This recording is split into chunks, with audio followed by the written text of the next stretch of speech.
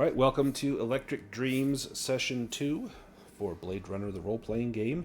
I'll do a quick recap, and then we will get right to the action. So where we started, we were called into the deputy chief's office. There was a problem. Um, there was a dead member of the Rep Detect unit.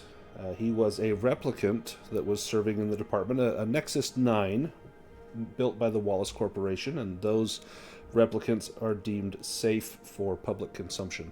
Everything earlier than that, like the Nexus 6 that were around in 2019, those are long gone. They had built-in expiry dates. But the Nexus 8s, they had been around for a while, and they had not expired, so our job as the Rep Detect unit was to expire them when we find them. The Nexus 9s are okay, Nexus 8s are not okay. So a Nexus 9 had been killed, and this Nexus 9 was a police officer. And they were killed at the Snake Pit, kind of a seedy club that Jack knew about. He was a frequent attendee at the Snake Pit. And it was our job to find out what had happened and make this go away as quickly as possible. Part of the problem is that the Wallace Corporation was kind of breathing down our neck a little bit, and they wanted to know what was going on. The last thing they wanted is to find out there was problems with a Nexus 9. This is their money maker, and if the court of public opinion could be devastating to the shareholders. So we split up and went investigating, and we determined that the replicant who was killed was named Sandor, and he was partners with another replicant named Leah, and they had gone to the Snake Pit, and at first it was not determined who had done the shooting, but after speaking with a few people, it sounds like it was Leah that pulled the trigger. Leah shot her partner, and some of the people we spoke with, including Iris, one of the dancers, mentioned that Leah was frequently at the Snake Pit, and she had been seen talking with a tall, bald-headed replicant named Styles. Now, Olson Backer, one of our detectives, had met Styles out in front of the Snake Pit, and he seemed very helpful. Seemed to want to give as much help as possible. In fact, he pointed the finger at a guy named Jell Schuyler, who was the editor of a tabloid magazine called Kill Magazine, and he said this guy was starting the problems. When Iris was up dancing, people were throwing bottles and chairs at her. A scuffle broke out, a gunshot, and that was it. And he seems to be of the mind that it was Jell Schuyler that did this. Jack went and talked to Mr. Schuyler, and he was basically just one of your human supremacist type, down with replicants, all hail those with 46 chromosomes. And it seems like a piece of trash, but maybe he doesn't have it in him. Who knows? Doing a little research on Styles, that tall replicant that seems so helpful, turns out he's a Nexus 8. He's on the apprehend or terminate list just because of who he is, because he is a Nexus 8. And he is still out there. A little bit more probing, including at Leah's apartment, Willem discovered that there was a photograph of a young girl in Leah's apartment. Now, replicants would not have children. They would have memories, and perhaps this was somehow tied into that. Otherwise, why would she have a picture of a child? Maybe her key memory that is implanted by the Wallace Corporation has something to do with this. And there was the name of a pawnbroker on the back, and I think that was one of the leads you wanted to track down, was the pawnbroker. There was also some information after looking at the body. I think Jack discovered a bullet that was buried in the mirror at the Snake Pit, and he went to look at Sandor's body. It looked like he was shot at point-blank range right in the chest. And Coco, the tech at the morgue, ran an analysis and said that round was a caseless 44 and most likely came from Bullet Bob's, which is a seedy place in Anemoid Row, which is a place Jack doesn't necessarily want to go to. Now, we had some downtime, and during this downtime, Olson got called in to basically answer for the lack of progress on the case. Sure, it had only been a day, but the deputy chief was wanting answers and wanting them quick, and kind of dressed down Olson a little bit. Olson had had a little run-in with some street thugs as well, and ended up killing one, blew his brains out, and it was just maybe feeling a little bit on edge at that. The next morning, day 2 in the morning, that's when Willem had his downtime, and he got a visit from an old friend, an old partner. And this partner, who was one of his key relationships, warned him to be wary of the Wallace Corporation. And around the same time, Jack had been followed the night before. He'd gotten a phone call from his ex-wife, and he knew it couldn't have been her. But they wanted to meet. Sounds like she was in trouble. And he noticed he had been followed as well, and so he tried to track down to see who was following him, and it looks like it's the Wallace Corporation. And then he remembered back when he was visiting Coco. Coco had a little cat in the morgue, and perhaps that cat was... not Jack's ex. Estranged and missing wife, but not an ex. Still filing jointly for that. But the cat, perhaps built by the Wallace Corporation, could have been part of the problem. And then he recalled the ferret as well. That is most likely Wallace Corporation tech as well. So we left off having finished the morning of day 2. And we are now in the afternoon of day 2. We need to determine what leads we want to follow up on, what course of action we want to take. Does anyone know right away where they want to go? And I'll get this tracked down, and then we'll kind of run through it. Willem, do you know where you want to go in the afternoon of day 2? Willem would like to visit the pawn shop where the photograph was printed. It's printed, yeah. Anyone want to go with Willem, or anything else in mind? Olson, do you know what you want to do? Olson would probably be inclined to go with Willem. Okay, and Jack, what about you? The pawn shop is on Anemoid Row. I don't know if you'd want to go there. I wouldn't. I think that I would like to go back to the snake pit. Snake pit, okay. And kind of keep it under surveillance and look for the bald man again. Styles, you got it. So, let me pull up my notes. I believe something happens, depending on where we're at here. Let's see, day 2, afternoon. Perfect. Okay, let's go to the pawn shop first.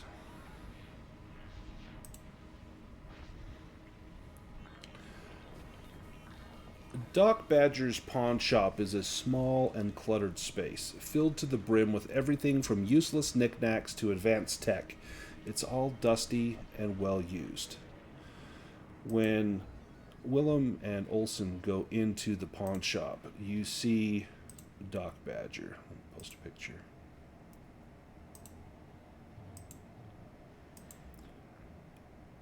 Younger fellow. Sees you walk in. Are you flashing badges when you come in, or are you coming in kind of subtle like?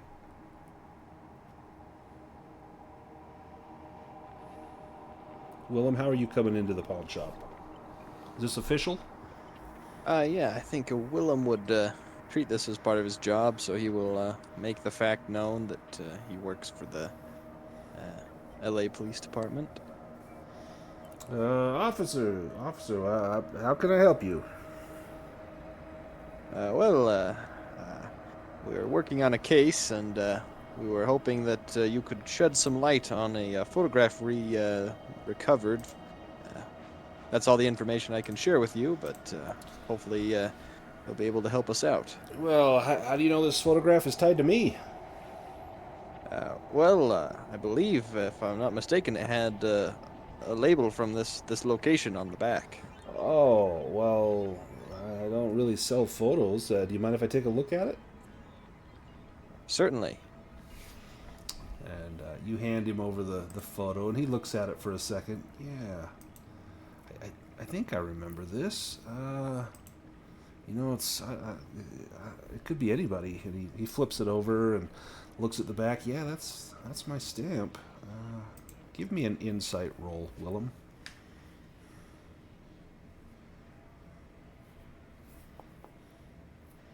Do you want to push that? Sure, I will push that. Oh, oh. Ooh. Okay. So you will lose 1 point. It should have done it automatically. 1 point of resolve as you push that, and he definitely seems to want to help, but he's kind of befuddled by this. Olson, what are you doing while Willem's talking to Doc Badger? Probably trying to just like I don't know. It's not like there's much to observe here, but just looking around. Yeah, there's quite a few things in here as you look around. A lot of old gear that has been pawned off. You see a few things that are borderline illegal in here, and most people just turn a blind eye to it. But if you wanted to cause trouble, you could raise a stake. You could have police in here, shut them down for a couple days, go through everything. What do you do with that? Well, I mean that does feel like pretty good bargaining material.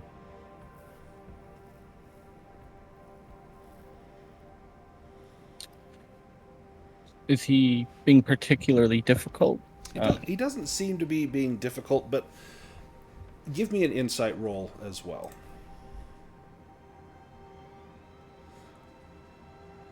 Willem, you're getting that headache behind your eye that you sometimes get when it's been a difficult case. And, yeah, Olson, this guy just seems like he's, maybe doesn't know anything about this photo. Do you want to push that insight roll?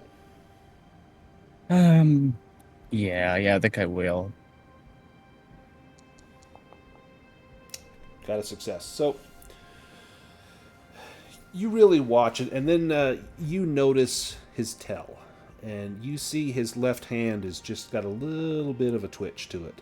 As he's looking at this photo, it's almost like he's got a little nervous energy that's just kind of built up in that hand, and he's kind of flexing his fingers, almost like he's got Parkinson's or something. Just that little tremor going on in his hand, and he looks over at you, and it instantly stops, and he puts his hand into his pocket.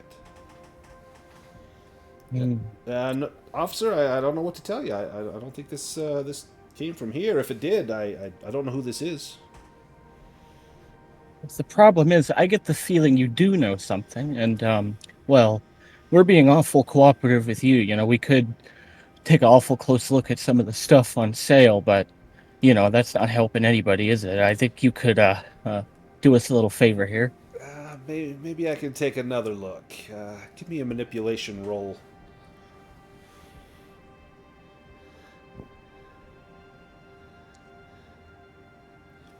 Do you want to push that? Yeah, might as well. Oh, yeah, she's just as good at that as she is at insight. yeah. Can't win them all. He pulls out a magnifying glass. He's like,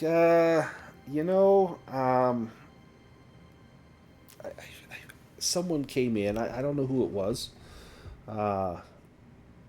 Young female, dark hair. She wanted a scan of her memory implants, and I happened to have one of those Stellene devices, and I helped her out for a fee. Gave her a hard copy printout of a slice of her memory. This woman said it was her daughter, but this thing was she was a skin job. She was pretty distraught, if I'm being honest. I don't know her name. I don't know any information other than that, but yeah, I think that's where this came from. You took her money and you have no records? Hey, she's got Chinyan. She hands over chits. I can check my books, but it'd probably take me a day at least to go back and go through those records. 'Cause I don't remember what day it was, so then I got to shut down, and I lose money. Maybe on the weekend I can get around to it. Are you in a hurry for this? Well, this is a murder investigation. Well, if they're dead, it's not like they're gonna come back to life. You think this lady might have been involved in this, or is this the lady? Did she get killed?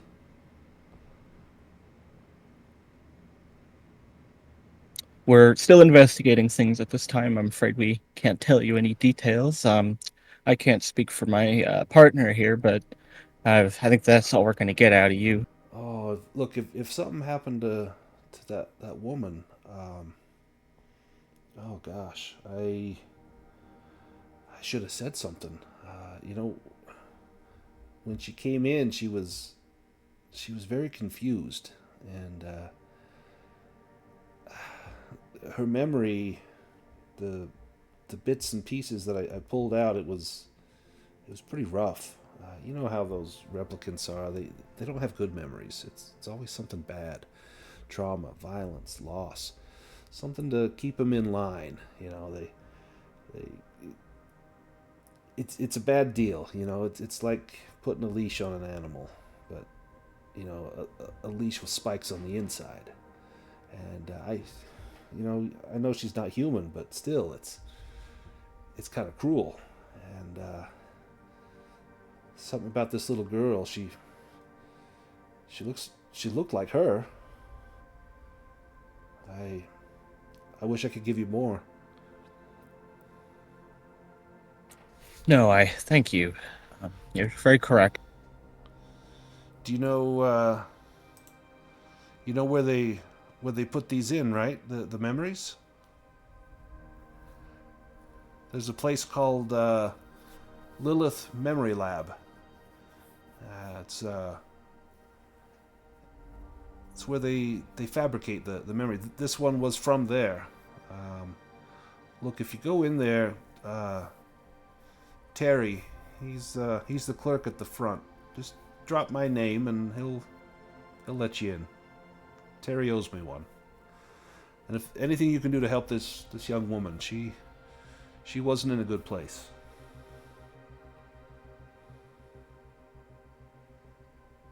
Now, can I get back to work? Yes, thank you. You've been very helpful. Well, excuse me, I can't speak for my partner, but thank you. Yeah. And Yes, certainly. And I will also give him perhaps a way to contact me if he thinks of anything else. well, you want to buy something while you're here? Afraid I can't spare much time to look around, but I thank you for your cooperation. Sure.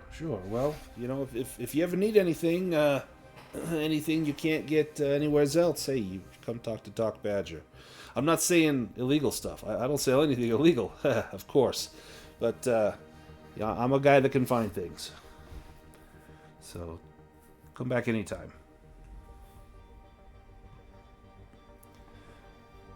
As you guys head out from Doc Badger's, you have a moment there in the street where you kind of look at each other, and do you say anything to each other?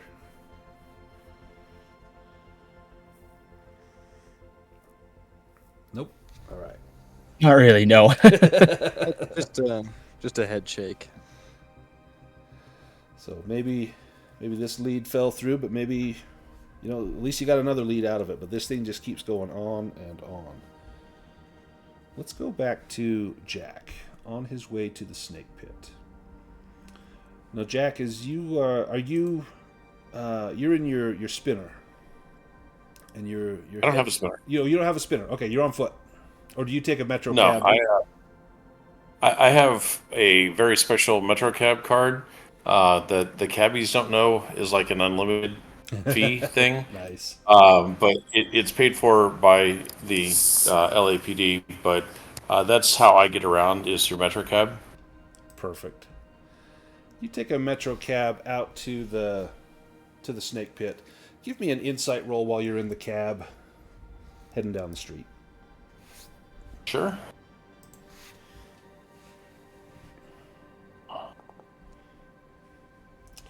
Do you want to push that? If you do, you will at least take a point of stress. Yeah, I'll do that. Oh, okay. A couple points of stress. Oh well. Nothing to The, see here. the reason you feel stressed is that you were followed last night, and you're in this cab now, and you feel kind of unprotected in here. This cab isn't armored. If someone was to come after you now, things could get bad. You make it to the snake pit. You get out and you look around, and you don't see anybody. You don't see any cars have been following you. There's nobody giving you the eye. But you can't help but shake that feeling that someone knows where you are and what you're doing. As you sorry, go ahead. I will again. This is kind of one of those. This is what he does. He knows people, talks to people. So I'll take a look for Styles. If not, I'll start asking about him. Just say, this guy rubbed a couple people the wrong way, so learn more about him or whatever. Yeah, give me a connections roll.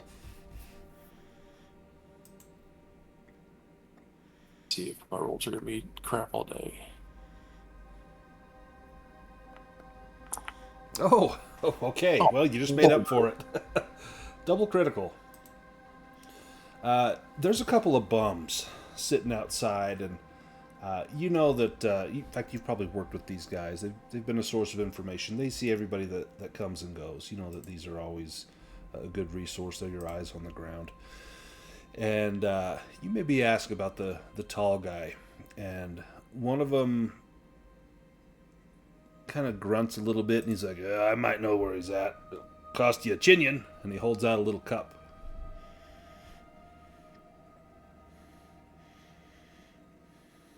It's awful high cost for a maybe.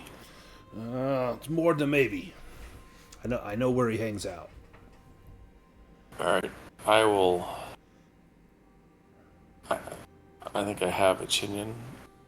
It's inventory. Inventory. Yeah, so chinion point. So yeah, I'll give him one. It's like 20% what I had. Oof. He takes it. He's like, you want to go talk to the Aurelian? He runs a small vendor stand on Anemoid Road. Him and Styles, they're tight. You ever seen them them little butterflies around? That's the Aurelian. Yeah, I've seen them. I just thanks for your time. Yeah, and you be careful. People been asking about regulars here.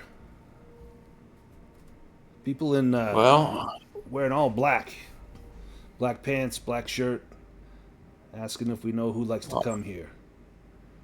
I'm sure the chinion I gave you is more than enough to cover you forgetting all about me. Hey, I'm gonna have a mouthful of noodles. Who am I to say anything?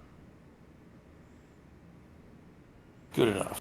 I didn't see nothing. And then he just starts rambling to himself about kids these days, the weather, everything that, under the sun, just kind of mumbling and grumbling, and you get the sense he is rather noisily kind of blowing you off for your own benefit and for the people that are maybe walking by think that you guys don't know each other. Yeah, I'll turn my collar up and walk away and hail a different cab to go to, as much as I hate to say it, Anemoid Row. Ooh. You as you're heading over to find a cab, you're waiting on the corner. You're maybe a block from the snake pit, and you see a black car pull up. Dark tint on the windows, no license plate, no identification at all on this car. And the two back doors open up, and two guys pop out, and they're carrying assault rifles. I head down a side alley. Let me pull these guys out here. You head down a side alley. We're going to have a chase. These guys are coming after you. The way that a chase works is we set up a starting range. I'm going to say you guys are at medium range. And then you are the prey, they are the pursuer. You will pick an action. You have a choice of a couple different actions as the prey. Let me pull up my notes.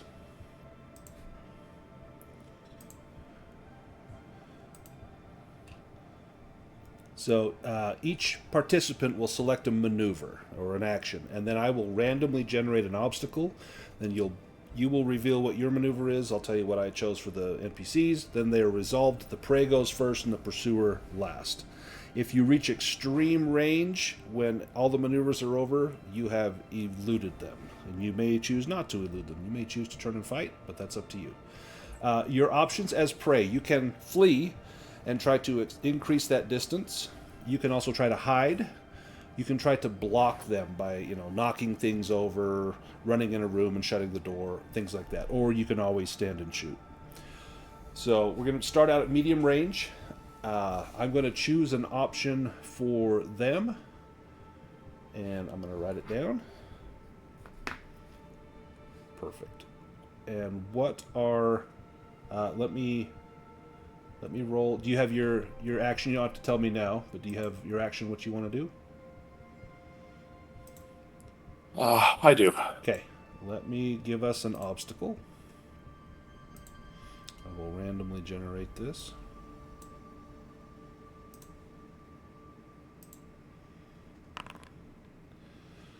The sidewalk crossing goes from green to red. Don't walk, and the traffic begins to move along the street. This gives an advantage to the hide maneuver, but a disadvantage to the pursue, flee, and stand and shoot. What maneuver did you choose? I was going to use. I mean, I guess it doesn't help. It doesn't add or subtract. Although this might work as well. I was going to use the block maneuver. I was basically going to try to put, innocence between me and them. Perfect. So if I maybe just as the traffic's about to start, I dash across, and a couple of impatient people will go behind me or whatever. Awesome. You will roll force, and they are going to pursue. So you're going to roll force.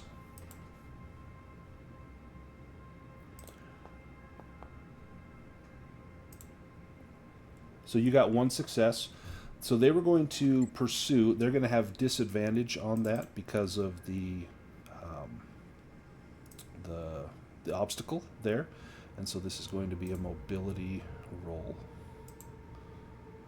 with disadvantage.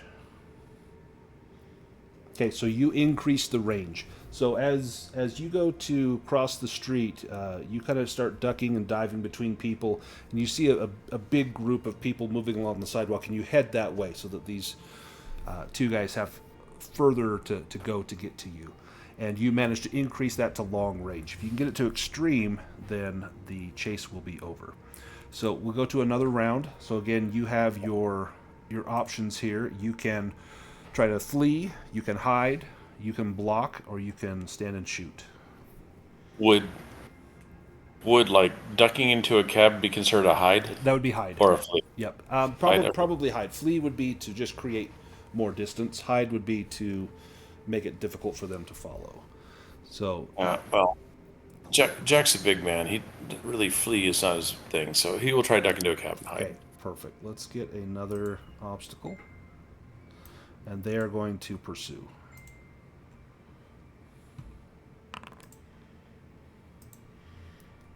All right, a storefront window blocks the way. If you have chosen to flee, hide, or block, so it's going to be hide, you need a force roll. This isn't your action to crash through the glass. I'm going to say it's maybe someone opens up a glass door as you're running for the cab, and you need to smash through that door. If it fails, you'll take a little bit of damage. And then you'll still get to do your hide roll. So give me a force roll.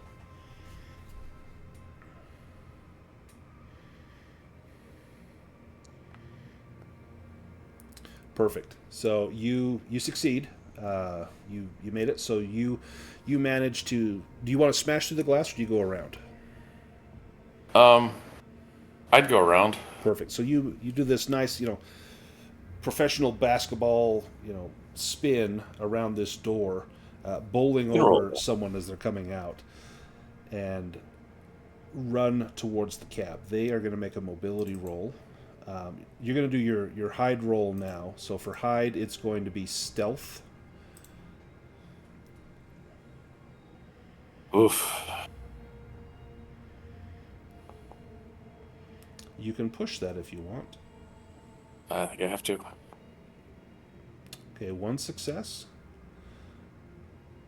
They need to make a mobility roll to try and... What? Or, sorry, observation roll. Sorry, let me re-roll that.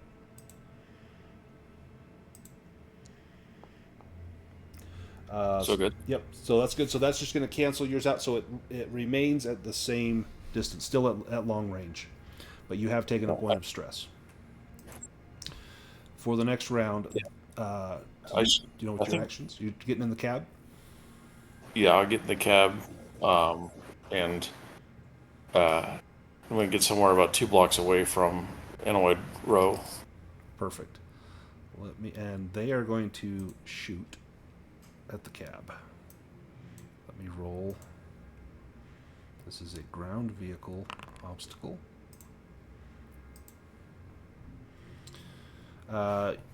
You direct the cabbie into a narrow alley. Passing through unscathed will require a driving roll. Failure means the vehicle is wrecked. Now you're not driving. Give me an observation roll to help the driver through this narrow alleyway. Do you want to push that? Oh, shit. Okay. They are going to fire at your vehicle. That is going to be a firearms roll. Oof. That is a critical hit on your vehicle. I've got a table here.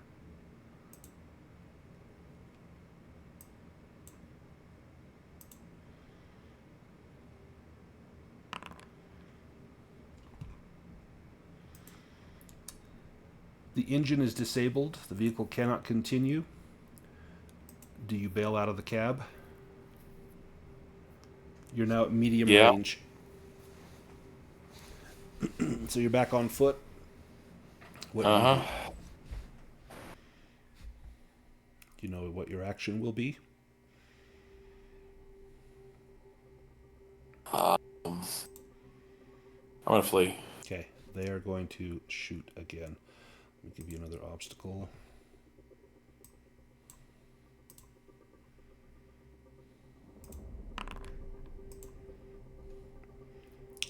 The chasers find themselves in open space. The crowd's clearing for a moment. This gives an advantage to stand and shoot. Ooh, shit. So they have advantage. Okay, give me the mobility roll to flee.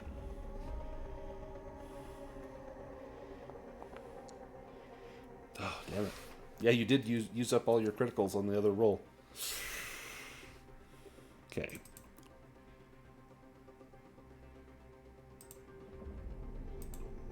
Yeah, those aren't coming off automatically, unfortunately. Agility is health. Oh, yeah, it did come off. Never mind.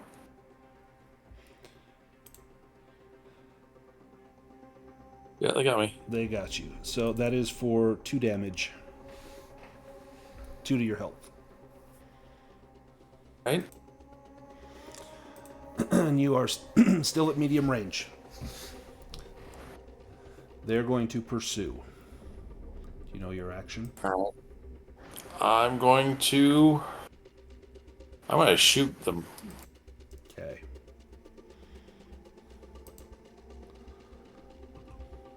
Because I am at that. 3 street thugs block the road, threatening violence. You must roll connections to be allowed to pass. If you fail, that means the thugs attack. Chosen maneuver fails, and 1 thug attacks in hand-to-hand combat.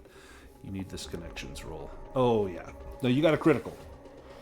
So they're going to pursue and so now you can make your other roll and make it with advantage. Oh, the hell. This agility is a health roll. Yeah. I only have one left, so I can't push that. Nope. So no, I'll take a wild shot and hope the thugs can beat him up. Mobility, they close to short range.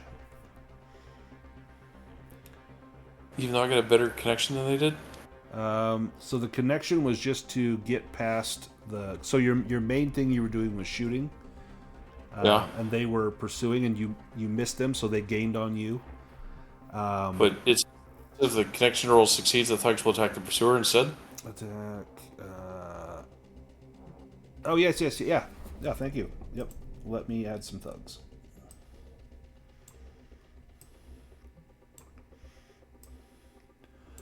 Perfect.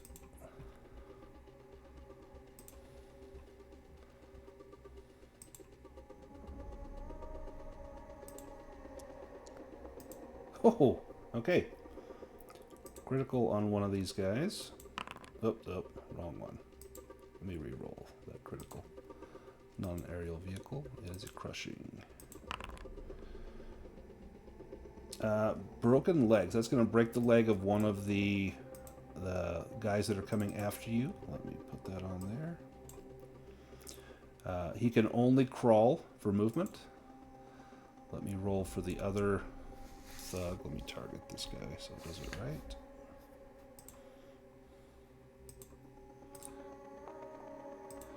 And this guy will attack back. Oh, okay. Oh shit! That might take out that thug. 2, 3, and that's a critical.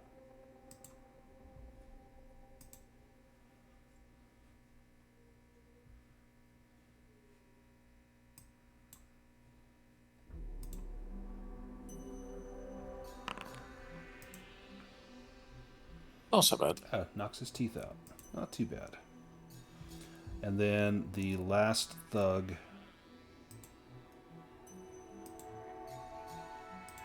will roll. That's a hit. This guy will fight back.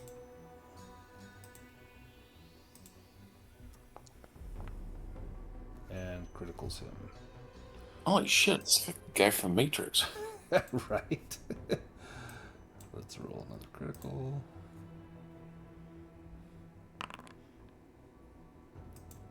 Oof. Oh, geez. Shattered pelvis. All right. That thug is going to be a little bit useless. So he's going to take 2 health plus a shattered pelvis. Which can't stand upright. Crawling is the only possible movement. That is not in his best interest. All right, we go to the next round. Now, these guys are tied up in hand-to-hand. This is going to give you advantage on whatever your maneuver is going to be. If you want to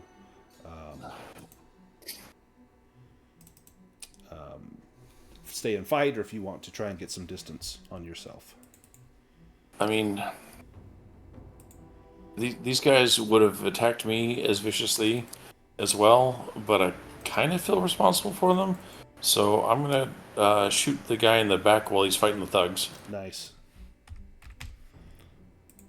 Change these.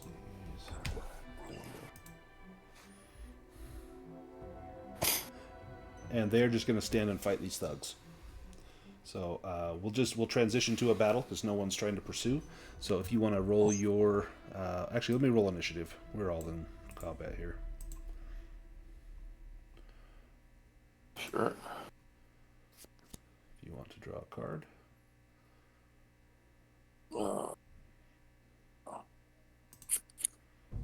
Jack, you're first. All right. Come on, dice. Let's do. Let's see. Not out of range, not a smart target, no large targets, not careful aim. Max push 1, okay. Just looking at what comes up. Oh, critical. Nice. On your weapon, that is a... Let me see what the critical is. It's a D12 piercing. He'll take 2 damage, plus he will take this.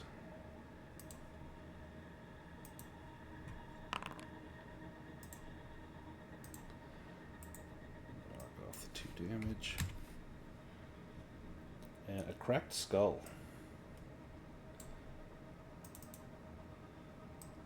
Broken leg and a cracked skull. Now this is lethal. Well, no, I was not going after the one that was Oh, the had the leg other broke. one? Oh, got it. Yeah, I thought I talked to the other guy. Sorry. Sorry, let me... Yeah, I can fix that. the one that's out of the fight or the thugs can kick the hell out of. I won't let them. Perfect. Let me just clean this up real quick.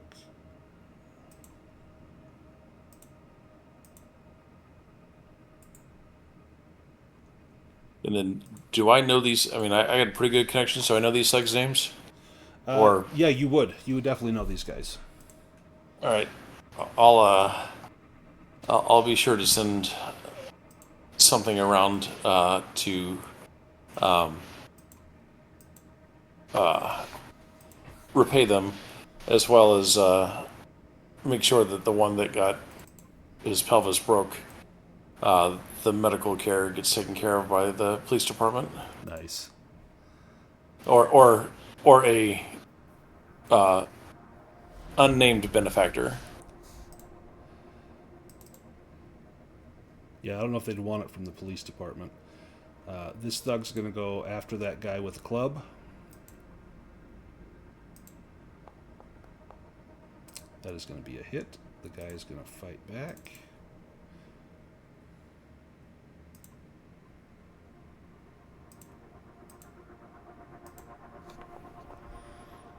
Oh, and actually does one better and gets the better of this thug. Thug will take 1 point of damage. Alright, the other guy, this is the guy with the broken leg. He is going to unload at point blank on this thug.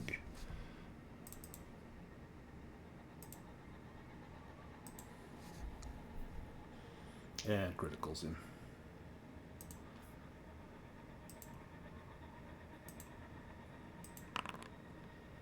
Cracked skull on that guy. He's actually down from damage. I think it's that guy. Yep. So he's down. Let me get rid of that guy. This guy here, he's clubbing. That is a hit. Against the guy that just killed his friend. He gets to fight back.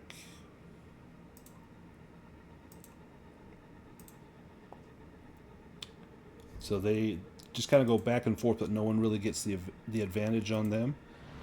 This guy, he has the cracked skull. He needs to make a stamina roll or die.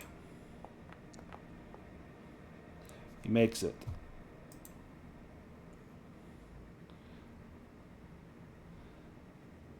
He will fire off a shot at this thug, but it's going to be with disadvantage.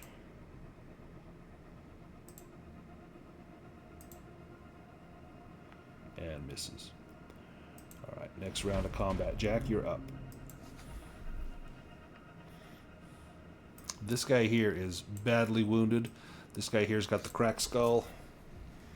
So the guy that's badly wounded, though, is the one that just unloaded his rifle. Yep, on the thug. Yeah.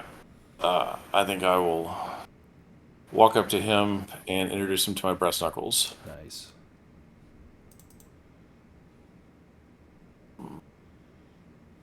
Stats. So if you go to combat, you should find your brass knuckles, And if you hover over, I think it's the bottom right corner, you'll see like a little die item, and that will roll your brass knuckles. That will throw in the criticals and all that stuff. Okay. Yeah, that's fine. Public roll, yes, roll. That is a hit. He does get to fight back hand to hand.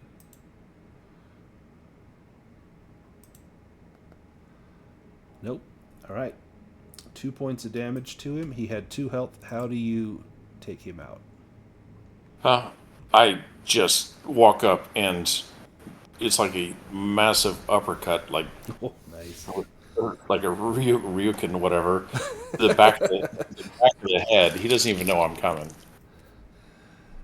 He hits the ground. You hear just the softened crack as the knuckles penetrate through the back of the skull, through the occipital bone up into his cerebellum, and he just hits the ground, absolutely defeated.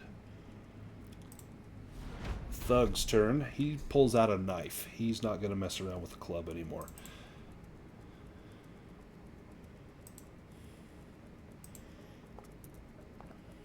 And that's a hit.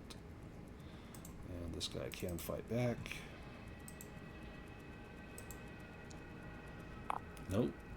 He's going to take a hit. Oops. There we go. Alright, the other thug. Let's see, this guy. Oh, actually, let me roll for the guy that just went. He needs to make a stamina roll. Okay, yeah, he's good. Alright, the other guy, he's going to pull out a knife as well. Now that they've killed his friend, they're not messing around.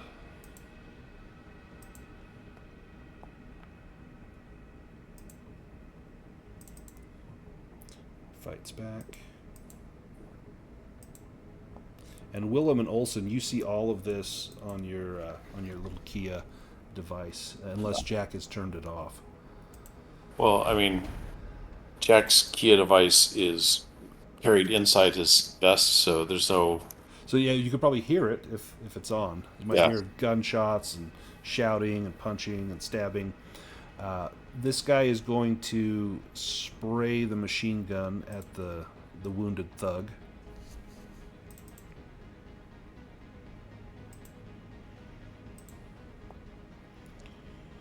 And that's a miss. Jack, you're up. Oh. They seem to like unloading clips. See if they like it when I unload my clip. Give yourself advantage right in the back of the head. This guy is busily engaged with this thug.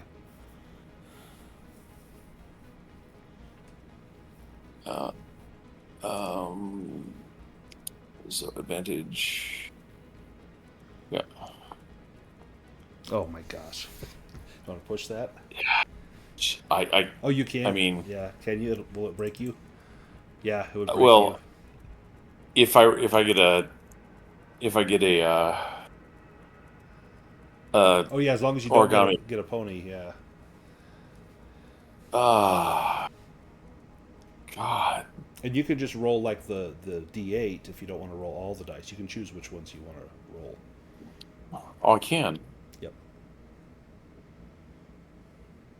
Yeah, because that gives me 3 and 8 versus a 1 and 8. Sure. Oh. It was the D8 that gave that, but yeah. It succeeded, but you're broken. No, it didn't. I did not mean to roll the D6s. And got it. Okay. It's what you got me. Yeah. All right. So when you are broken, let's go over what happens then.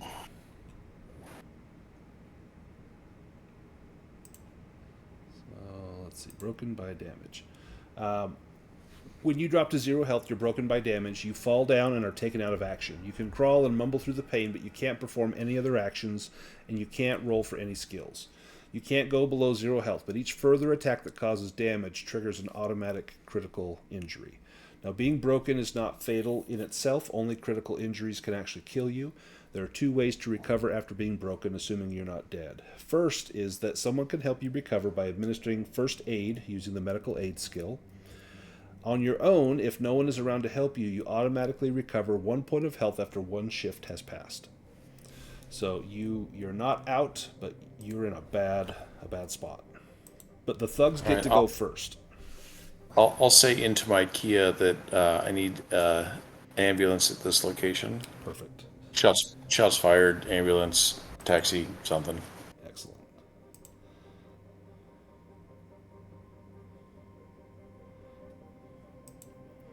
These guys come in and rain blow. Oh, that's going to be a critical hit unless this guy can. And Can he reduce that? He reduces it by 1. He still takes 2 points of damage. 1 more hit and he's down. The last thug. This guy could be the one that saves the day. Comes in with his knife. No. But the other guy does get to fight back. As he's trying to prevent the knife coming down, he's punching, slapping, and actually gives him a little damage to boot.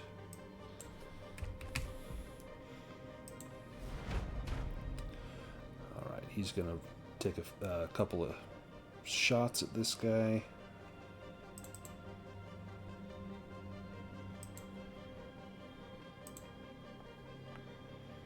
Criticals him.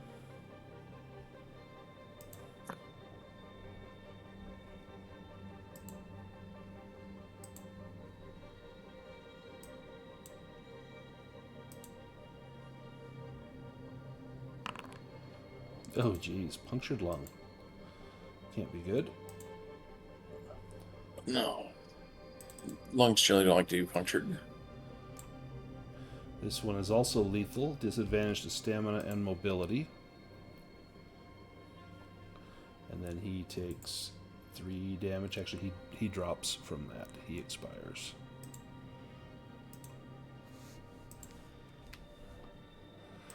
Alright, Jack, it's your turn. There's not much you can do other than pray into your Kia.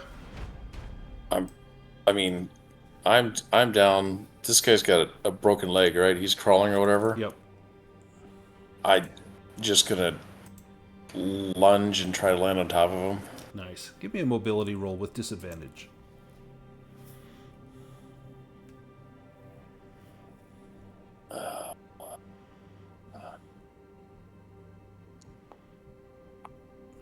Surprisingly, no. Shoot. The thug goes. This thug doesn't have any injuries. He just needs to land 1 hit. There's 1. Can this guy reduce that?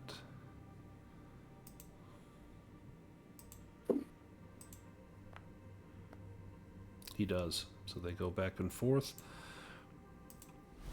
I'm going to say where they're tied up hand to hand, he's not going to use the firearm. He's actually going to swing like a club.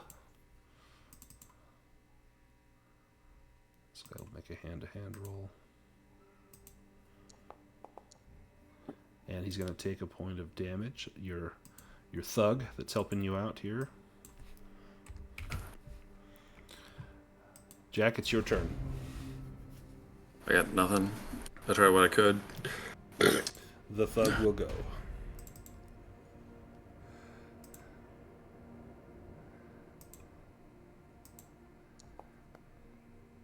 Oh, that's going to be a critical. And actually, this guy, he's got to block them both, or he dies. And he blocks them both. What? My hell. Okay. Well, he's still swinging the old rifle around, trying to butt this guy in the face, and misses. This guy gets to counterattack. This could be it.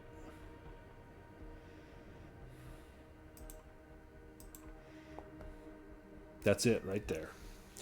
The thug buries the knife in this guy's chest. He picks up the rifle, looks at you, and says, I hope you get help. Grabs both rifles and runs.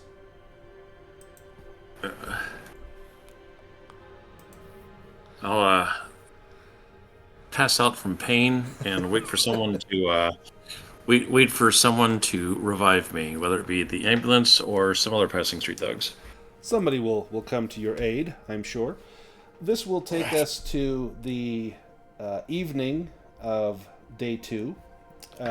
Willem, what are your plans for the evening of day 2? Now, you did hear that Jack is down. You heard that go over the radio.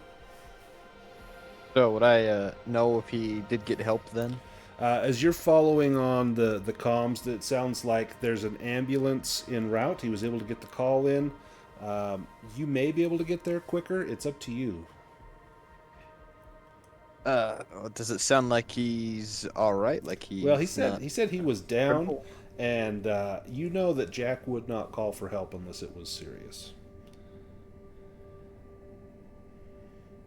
I might try and contact him on the Kia and just ask him if he needs help still or if he's got it under control. So Jack, you can still communicate on the Kia, so there would be no problem there. So you could tell him, hey, the bad guys are dead, but I'm dying, I'm bleeding out. I'll let you guys have that conversation. So Willem, go ahead and start that conversation.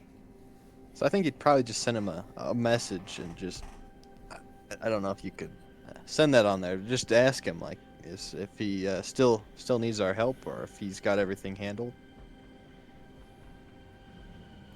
Yeah, I need you to do me 2 things.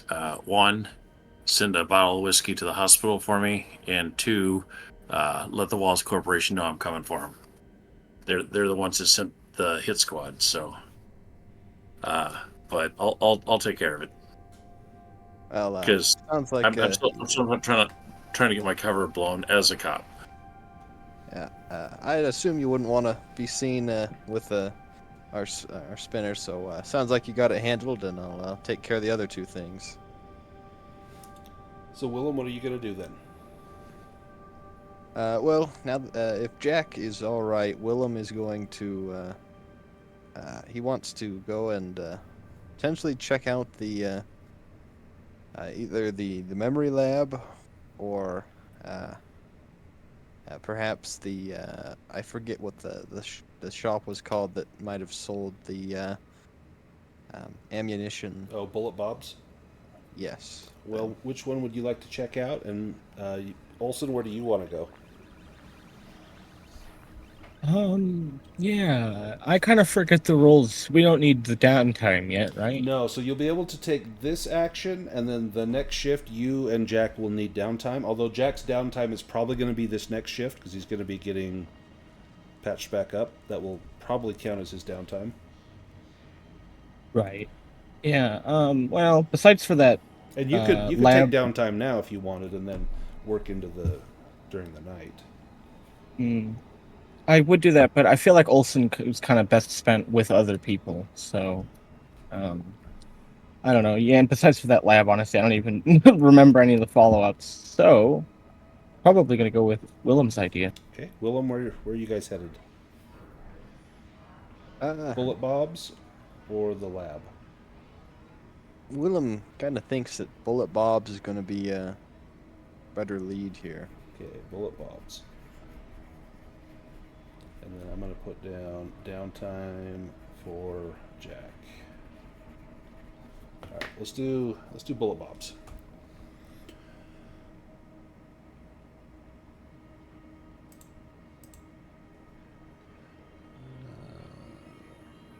Bullet Bob's. Got a little picture here.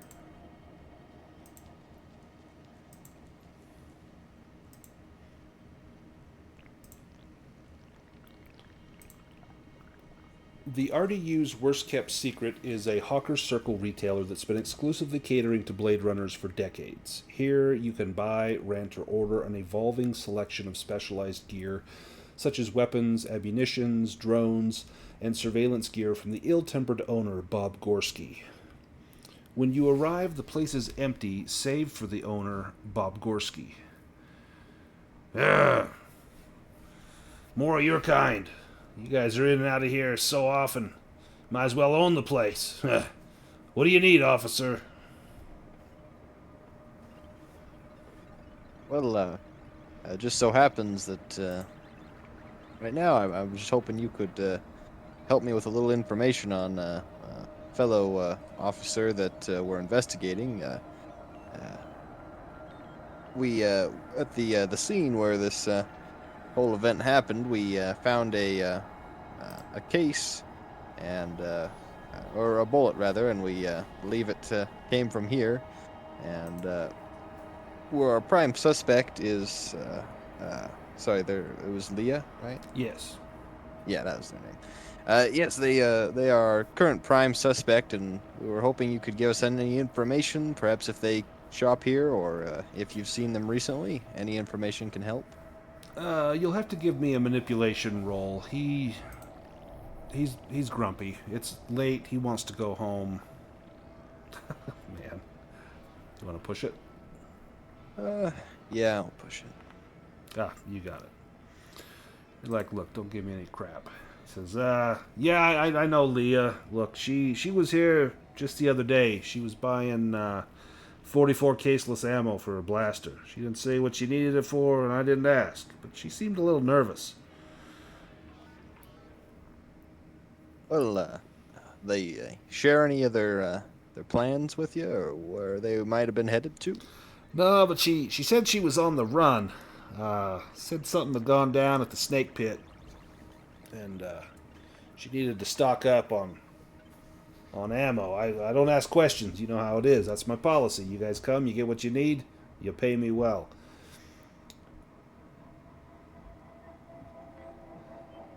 Give me a roll, because last time you checked a lot of the footage to kind of see who was going where. You were looking at the Esper footage. Give me an insight roll.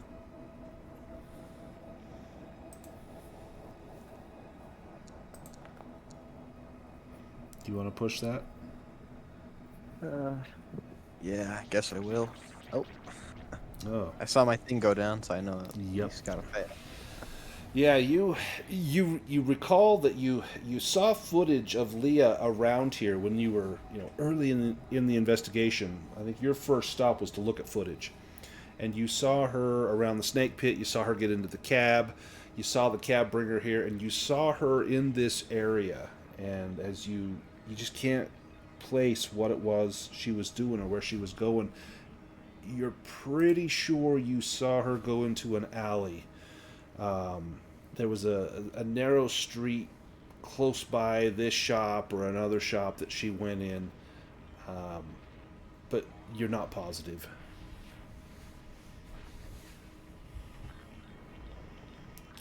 Well, Bob said that she was in here just a day ago. You mentioned. Yeah, she was here. What was it? Yesterday. And yeah, you mentioned she had told you she was on the run, and did she? Well, she didn't say she seem was on the nervous? run. She just said she was in some trouble. Well, she seemed nervous at all to you then? Oh yeah. Oh, she was nervous. The door opened. Someone else came in. She spun around. I thought she was gonna draw iron on that guy. Well, that's good to know. Might not be best to approach her then if we do locate her. Well, I can tell you this: she is armed, and I don't think that it's just for just for comfort. I think she intends to use that if she has to.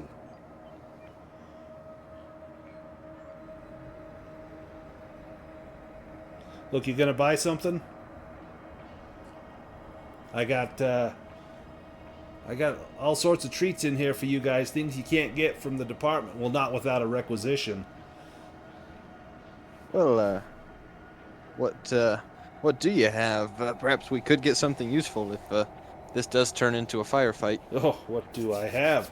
And he takes he's got a glass display that's got some knives and stuff in it, and he picks up the little tray holding the knives and slides it back, and you can see there are several grenades in there.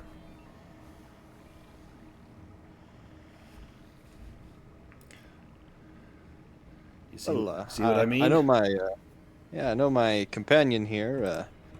They're a bit more, I guess, knowledgeable about weapons, so perhaps they might want to take a look here. Does Backer want to take a grenade? I can let you have it Oh, for yeah. 2 Chinian. It's all yours. Mhm. Well, he said something about a requisition earlier, and poor Backer being, on the short end of the chain of command earlier is a little sad about that. But I think a grenade could slip by, and this looks like the real deal. Cost you 2 Chinian points. I'm going to put a grenade on your sheet. That is now under combat. You got a grenade. I'm going to deduct 2 of your 3 Chinian points. So you're feeling a little poor, but you've got an explosive stuck in a pocket, and that makes you feel all right. I got another one if you want it, sir. And he looks at Willem. Well, I suppose it's never not been handy to have one, so I'll take one. And let me deduct some Chinian points from you, and I'll get you a grenade.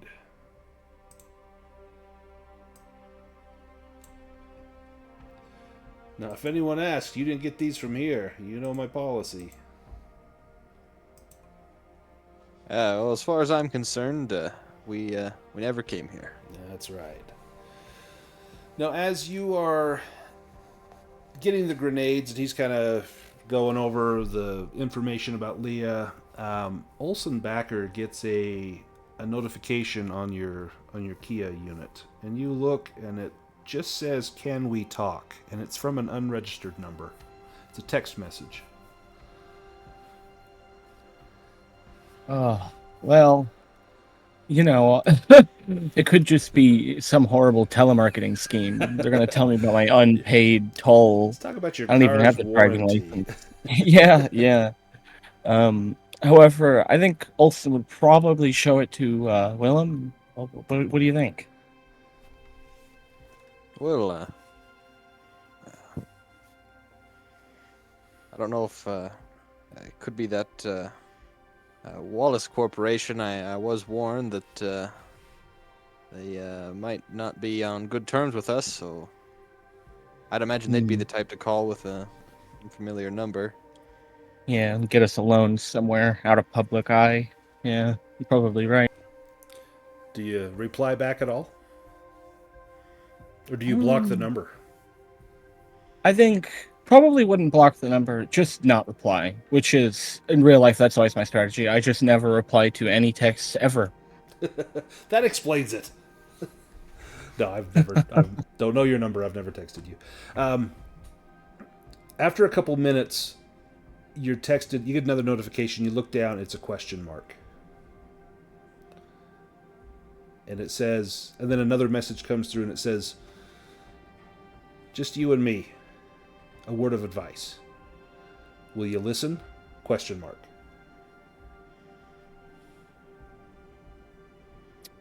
Okay. Well, curiosity is gonna bite me in the end, but I guess probably text back something like, "Why can't you just say it here? You messaged me. You can say whatever." You get the little notification, that he's typing or she's typing. And it takes about 2 minutes. You get this notification, the little ...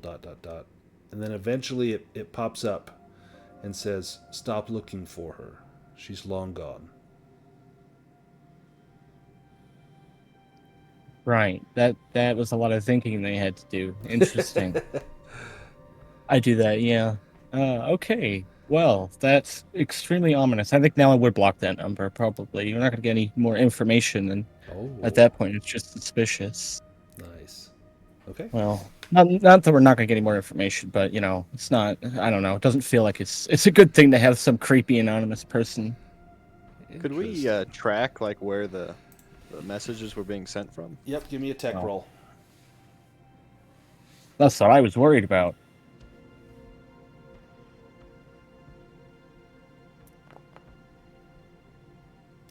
If you push it, you'll take a point of stress. No, I just barely used one of my smokes to recover that, so. Yeah, so you put in the request to track it. The Kia can't do it right away. It says, it's in the queue. That's going to take some time.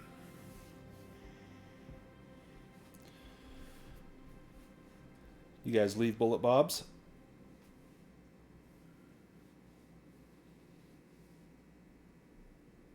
I think Willem got all the information he could out of Bob, and at least got a little something in case things go south. How about Olson? Same? That guy knows how to talk to police. He was a real stonewall. Yeah. He was kind of helpful though. Yeah, I agree. Perfect. Let's go to Jack. Let's look at your recovery. Let me make a recovery roll here.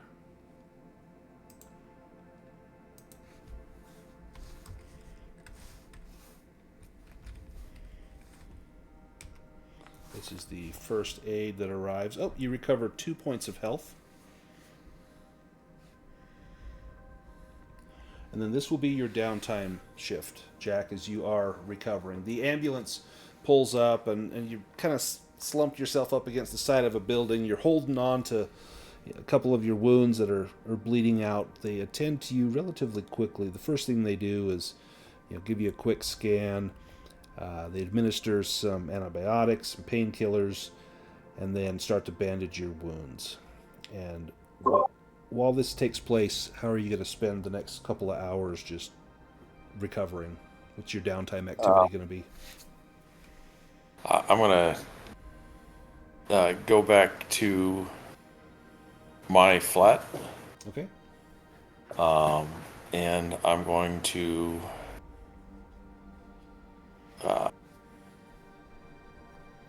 spend some time with the ferret. Perfect. And then I'm going to make sure the doors are double locked. And while resting, hopefully the painkillers are enough to put me into a nice, good sleep. But but if I find it too painful to sleep, I will be looking up the bios of the 2 hit squad people. Perfect. You will recover 1 point of stress or 1 point of health and 1 point of resolve during your downtime. You will have an event during downtime. Let me roll that for you. At home. Let's see which one we get. Nothing out of the ordinary occurs. So, perfect. So you describe what you do. Give me a tech roll as you're looking through the bios of the hit squad. Yeah, fortunately. Big numbers. Hey, you got a success. That's all you needed, was just one. It takes some time, and you get through, and finally you get like a partial print off one of them. And it comes back, and you're dismayed to find that their record has been scrubbed. There's data there, but it's garbled. It's almost like it's encrypted. The only thing you see is that they are replicants. They were not human. They were Nexus 9s. They were 9s? Yep, they were okay. 9s. Well, as much as I hate to say it, Jack is really starting to lean pretty heavily into the Gonna go join Skylar at Kill Magazine. human supremacist movement. Yeah. Gonna be the guest editorial. But yeah, that'll be my downtime. Nice.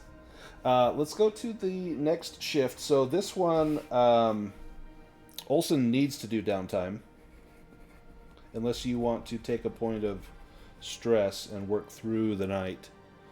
Willem, you can easily work this, or you can downtime this. In fact, you can do 2 more before you will need downtime.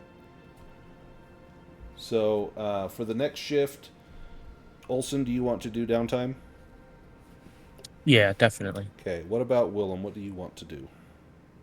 I think if Olson's going to take downtime, Willem's just he's going to head to the memory lab, and they can meet up once she is rested, and hopefully he will have found something there. Okay. Jack, what do you want to do?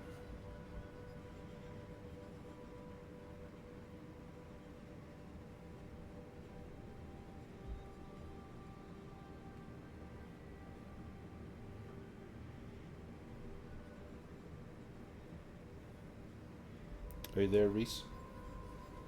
Yeah, I was thinking, I mean, I guess the only place left is Animoid Row, even though I don't want to go there. I can go, I put on my good clothes again. Call for a cab to meet me out front, and I'm gonna go into the office and let them know that the Terrell Corporation is trying to kill Blade Runners. So you're gonna go to the LAPD? Yep, I'm gonna go into the office and say, hey, you know, they're stepping this up, and unless they want a full blown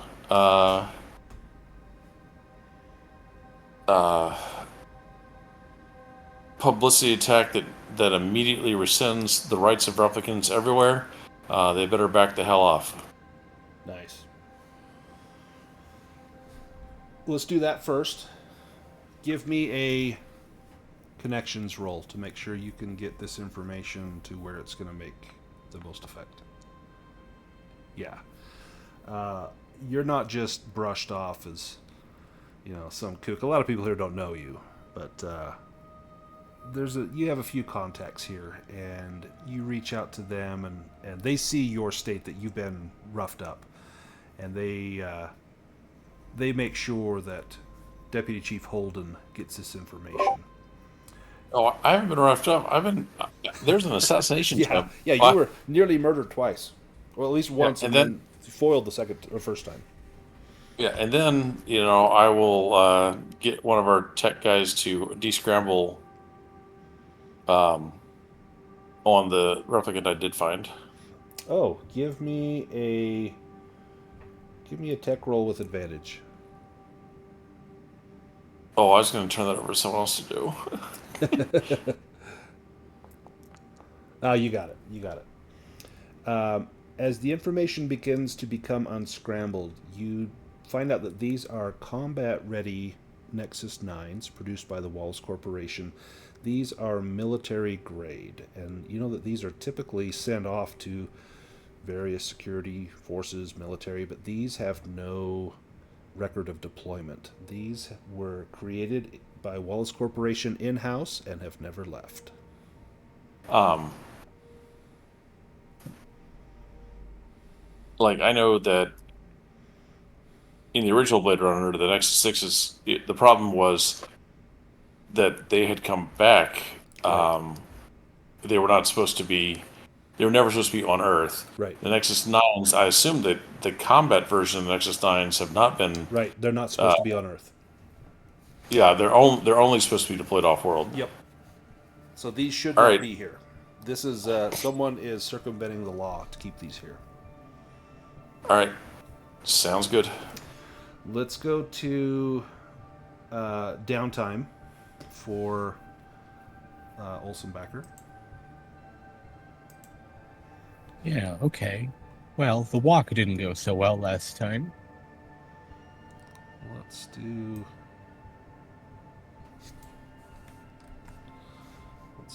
this event.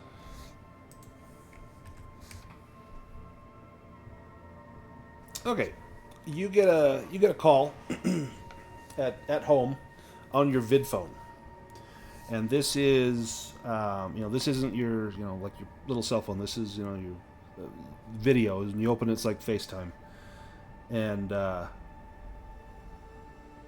it's not a number that you recognize.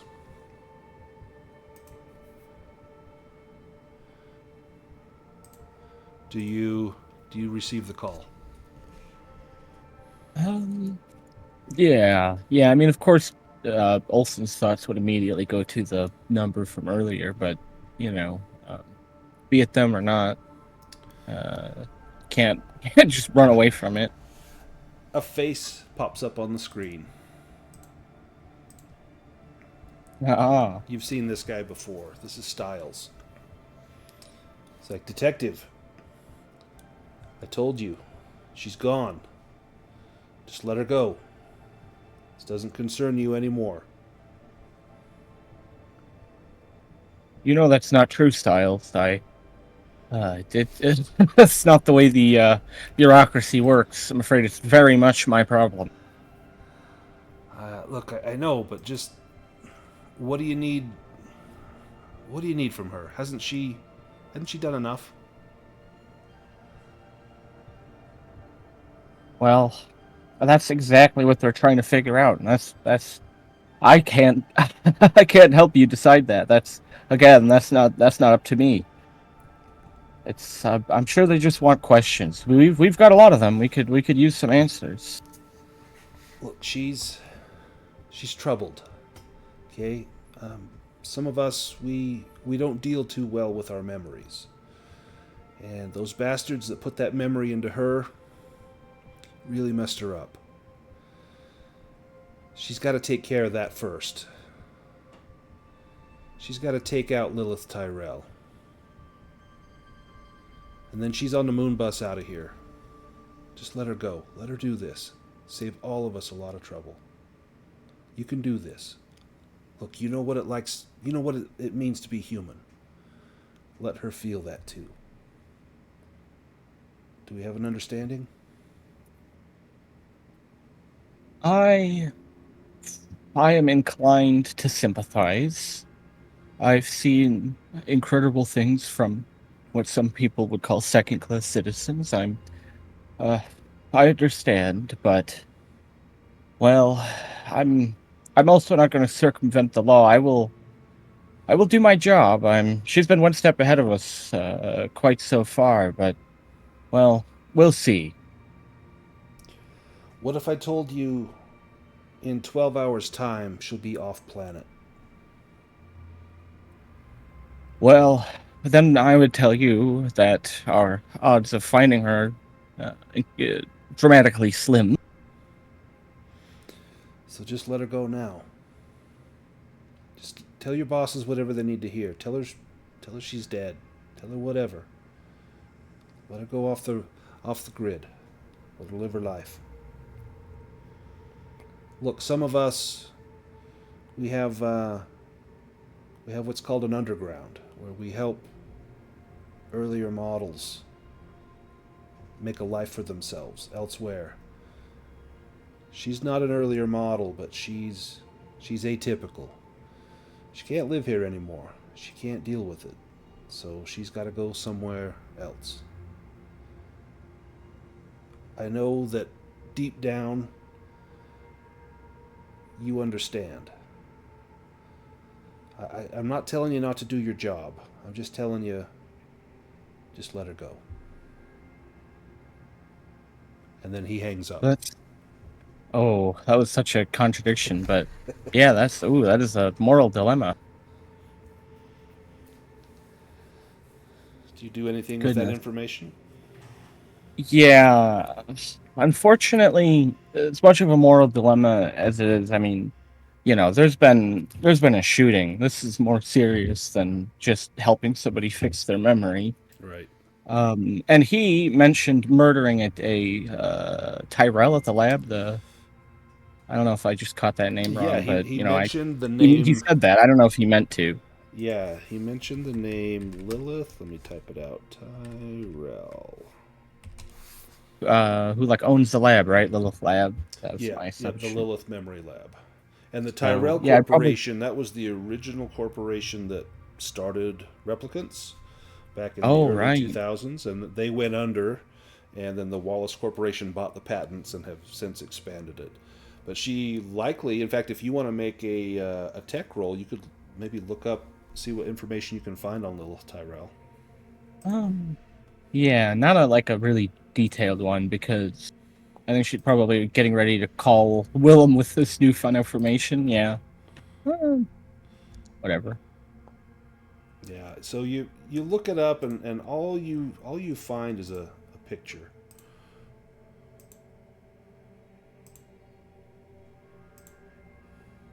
Give me an observation roll.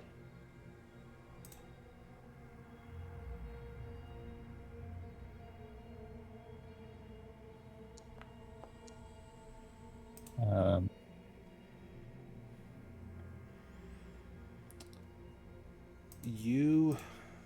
You look at her picture,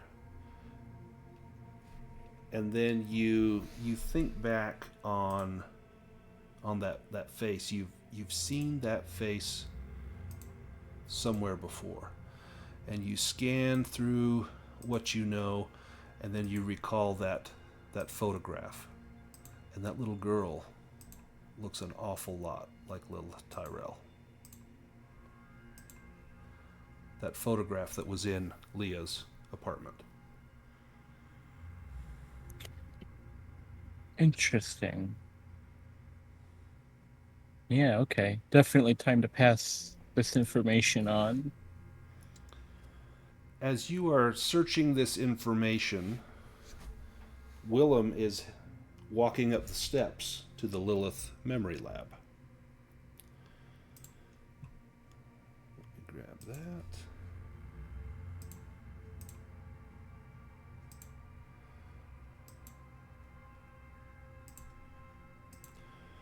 And this is all happening while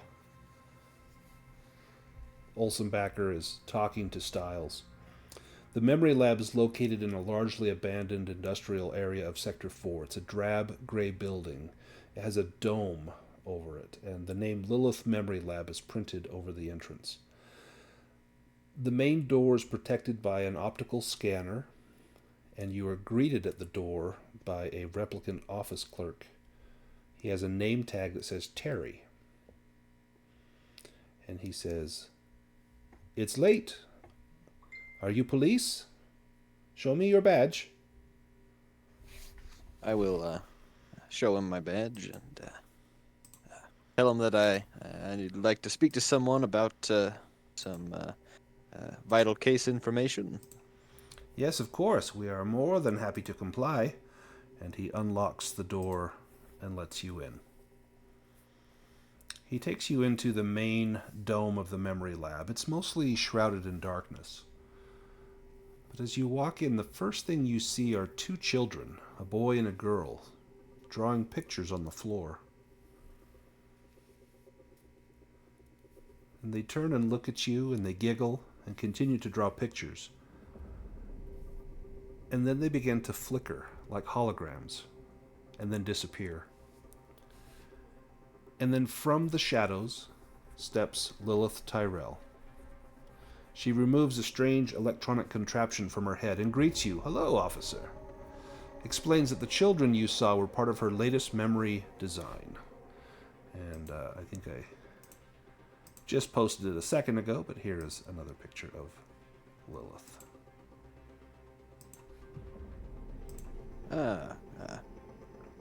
Greetings, Dr. Tyrell. I would like to ask you some questions about a replicant we're investigating, if you don't mind.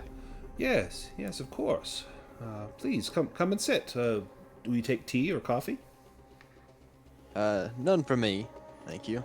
Very well. And she takes you into the edge of the dome, the northern edge. There's a small workstation, and there's a few chairs there. And she asks you to sit down, and she'd be happy to answer your questions. Give me a manipulation roll as you begin to ask. Sure. Let's see. Okay, that'll do. What do you need to know, officer? Yes, we are investigating a potentially malfunctioning replicant. Goes by the name of Leah. She was a Blade Runner. However, she may be linked to a possible murder of another replicant officer, and we were hoping that you could perhaps give us some information, and I will share with her kind of what I have discovered about the memory that possibly could have something to do with it, and that she is armed and does seem to be violent and malfunctioning. Oh, I know Leah. I designed her memory implants. It was an unremarkable early work of happy life in an off-world colony. Very basic stuff. I see here that she has failed some baseline tests. This is a common occurrence, and this happens if the work is too taxing as a Blade Runner. I can tell by the tired look on your face that you're feeling the weight of the burden that the office puts upon you. You show her the photo from the apartment, and she says, "Oh yeah, this is part of her memory implant. It's not real. Such image extractions can only be done with what's called a stellene scan. It requires special equipment. I don't know who would have done this. This is very, very expensive equipment. We've got some here," and she points to a large machine over in the corner where she can access memories and tweak them. She says,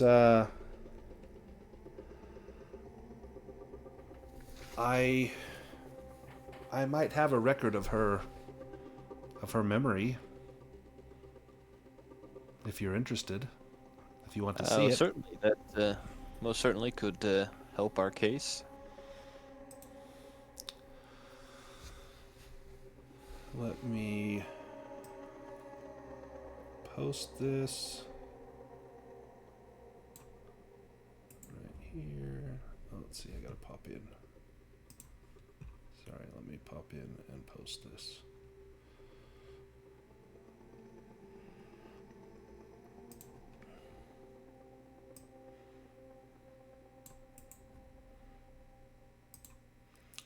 The hologram in the memory lab flickers back to life, and you suddenly find yourselves in a spacious hall. Golden sunlight beams in through a huge picture window, revealing a red, sandy vista outside. Someone moves past you, a small girl. "Mummy," she says, "you can't catch me." She runs off, giggling, disappearing into the deep shadows. A moment of stillness, of total bliss. Then, a sudden loud bang, shaking the ground, followed by sharp, rattling noises. An explosion. Gunfire. People screaming. But the gunfire continues.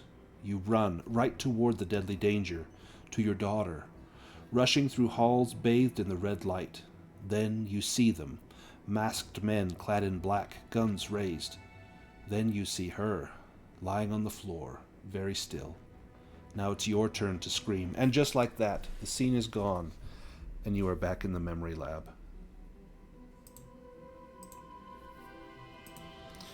Scary stuff, So this, I know. yes, this is the memory you gave to some of the replicants, then? To Leah. This was hers. Ah. Well, I can see how that might have negative effects on someone. Well, look, replicants are machines. They're no different from the blaster that you carry, but they're infinitely more advanced, but machines nonetheless. The purpose of the memories I design is to control these machines in the most effective way possible, by imprinting them with a deep trauma. The memory of this trauma is conditioned to be triggered at any time the replicant even considers the possibility of disobeying. This is a unique method for how I make the Nexus 9 replicants fully obedient. It is simple, really.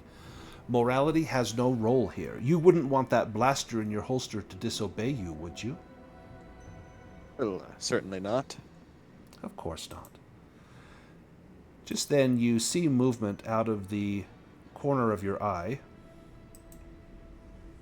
and you look over and you see a small girl. And this girl runs through the dome, and at first you think perhaps this is another hologram, but she's real. She giggles a little bit. She takes an interest in you, and Lilith says, Lilith says, "This is my daughter Sarah." Sarah is shy and keeps her distance, giggling. You might say hello or smile at her. If you try to ask her any questions, Lilith will not allow this. She says, no, please, do not speak to my daughter. She has nothing to add. Any questions you have could be directed to me. You've seen the photo from Leah's bedroom. This girl looks just like that photo. Well, perhaps I will share that information with Lilith and about the photograph that Leah had. So here is there's the photograph. She says, "Oh, yeah, well, I may have used Sarah as a template for Leah. It's easy when you design memories to use things that you already know." You notice now that Lilith looks very much like Leah, as though her physical form or her appearance is based on Leah. There are small, minor differences, but if you saw the two of them together, you would think that they were likely sisters.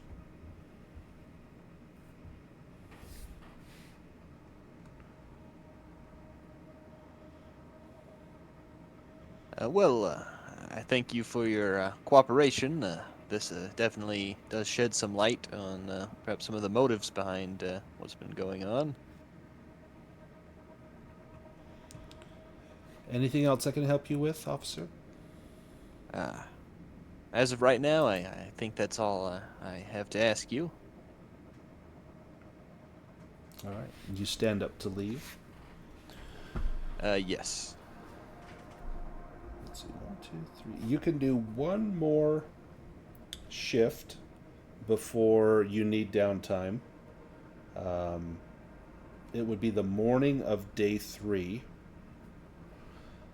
As you are finishing up with Lilith, this is just as Olson is finishing up talking to Styles, hearing that Leah is headed to the Lilith Memory Lab to kill Lilith.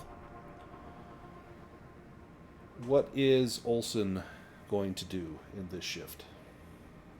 Well, I mean, maybe this is counterintuitive now, but Olsen probably would have tried to let Willem know about the information she got. I mean, seems pretty critical, and I know that she was thinking about visiting the memory lab. I don't know if she knows that Willem went there or not. I don't know if they So discussed it. you probably turn on your Kia and you can see that Willem is talking to Lilith Tyrell. Or you can perhaps hear parts of their conversation. And you're trying to, message you, but Willem just keeps kind of pushing the Kia, deeper into his pocket. I'll get to you in a second, Right. So I mean, beyond trying to get in contact with him, I guess she'd be heading to the lab. I mean, Yeah. obviously, if he's there talking to her, she's not been killed yet. No. So would you head there to try and help Willem? Yeah, absolutely. It seems like pretty time sensitive. Yeah. There's If, some kind of murderous key. Yeah, if Willem received that information, he would probably stay there. Yeah, probably as you get up to leave, as you're, leaving Lilith and Sarah, you probably pull out your Kia and see this information. You probably pause as you're walking and like, am I reading this right? Jack, what are you doing? You've seen all this information as well come across your Kia.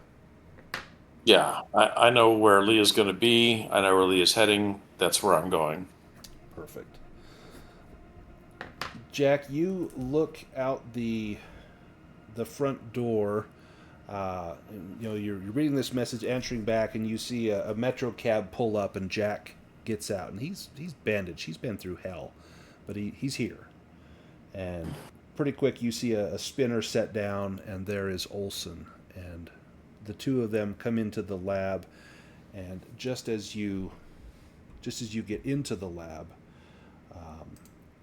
you're kind of talking about what's going on, what happened, and everything. You see someone walking towards the outside of the building. You see them on a security monitor up by the front where you were let in, and it looks like Leah is approaching around the rear of the building. And why don't we take a quick break right here, maybe a 5-minute break, and we'll get back to it and we will finish the scenario. This will be the final confrontation. See you in 5.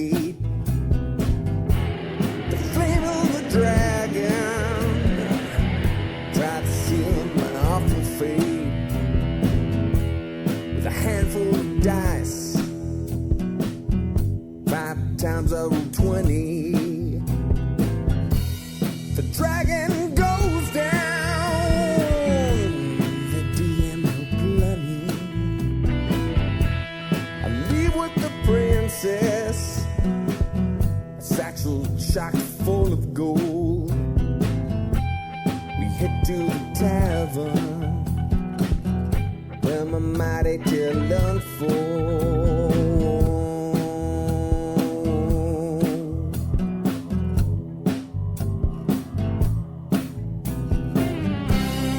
Crafted from numbers on living paper. I skip from the mundane to a naval caper.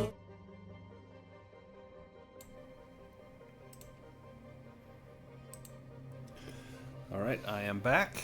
Is everybody here? I am. I see Luke. Here. I see Henrik.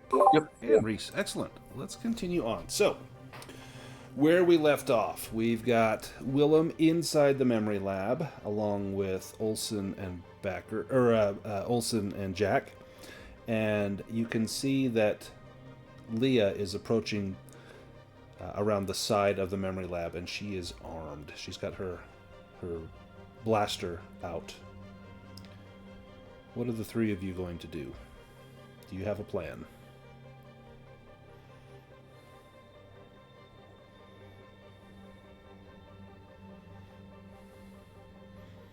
We'll start with Willem. What would you like to do? Well, if I could warn Lilith and tell her to get somewhere safe, and maybe quickly explain the situation. Do you tell her that Leah is coming? Yes. She gets a worried look on her face, and she looks to her daughter and says, "Whatever you do, keep Sarah safe." And she will take Sarah into an office. There's no windows to the office, just a door. So there's one way in, one way out. Shuts the door and locks it, and she says, "We'll be under the desk." And they go, and you hear her say, "Come on, sweetie, let's go play hide and seek. I've found the best place to hide." And she takes this little girl under the desk, and then you hear her giggle a little bit. Olsen, what are you doing while Willem is taking Lilith to safety? Well, I mean, I know it'll follow its programming to its goal. That is, so probably having Lydia in this one-way room is the best thing we can do. And then I think Olsen's just trying to find a good spot to, hold cover and wait for this murderous droid thing. Give me. It's just a child, right? Doesn't it? She just looks like a kid. That's so creepy. Leah. She looks like an adult, probably early 20s. Oh, okay, that's better. Yeah. There you go. Yeah, the child picture was on Leah's desk. It's not Leah, right? Yeah, that's a picture from her right. dream that she had printed out because her dreams have been troubling her to no end.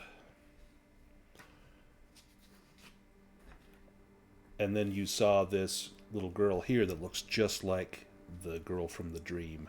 And Lilith mentioned, "Yeah, I used my daughter in the dream because she, it's just memories and visuals that I had access to. It was easy."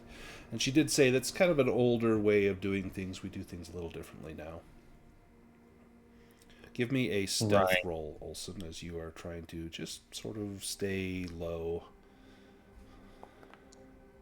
Okay, you find a good spot. It's dark, back in the corner. You can survey where you think Leah is going to try to break into the memory lab. Jack, what are you doing? I did want to ask the Terrell woman 2 questions. Yes. One, does she tailor the memories that she implants to the purpose of the droid or replicant? No, they are not tailored. They are simply violent for violence sake, but she tells you some information. She says that that Leah, the replicant, she is what's called a templant. She says that that Leah belongs to a Nexus 9 production line that is based on herself, on Lilith. She says a human template, physically copied in every detail. Wallace Corp asked her to act as a templant as an homage to my late uncle, who started the Tyrell Corporation, and I accepted. She did not anticipate there would be unforeseen consequences. And she doesn't know how many implants were made off of She her. does not know. She has no idea how many have been made. What And- was your and second she also- question? Oh, sorry. Go ahead. And so she also won't know how many Nexus 9 military grade replicants have been created Nope. and how many have been deployed off the world. Okay. Yep, you would have to ask the Wallace Corporation for that information. Yeah, we'll jump off that bridge as we get to it. But Jack's gonna figure out where Leah's coming in at, and he's gonna meet her at the door. Give me an insight roll with advantage because you've got camera footage. You can see where she's headed. Oh, well, you got those out of the way. Yeah.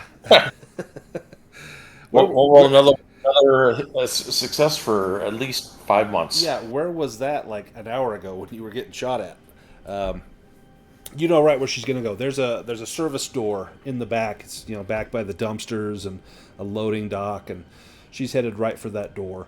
And you can hear her approach the door, and she inputs a key code, and the door opens, and you come face to face with Leah. And she looks at you, startled.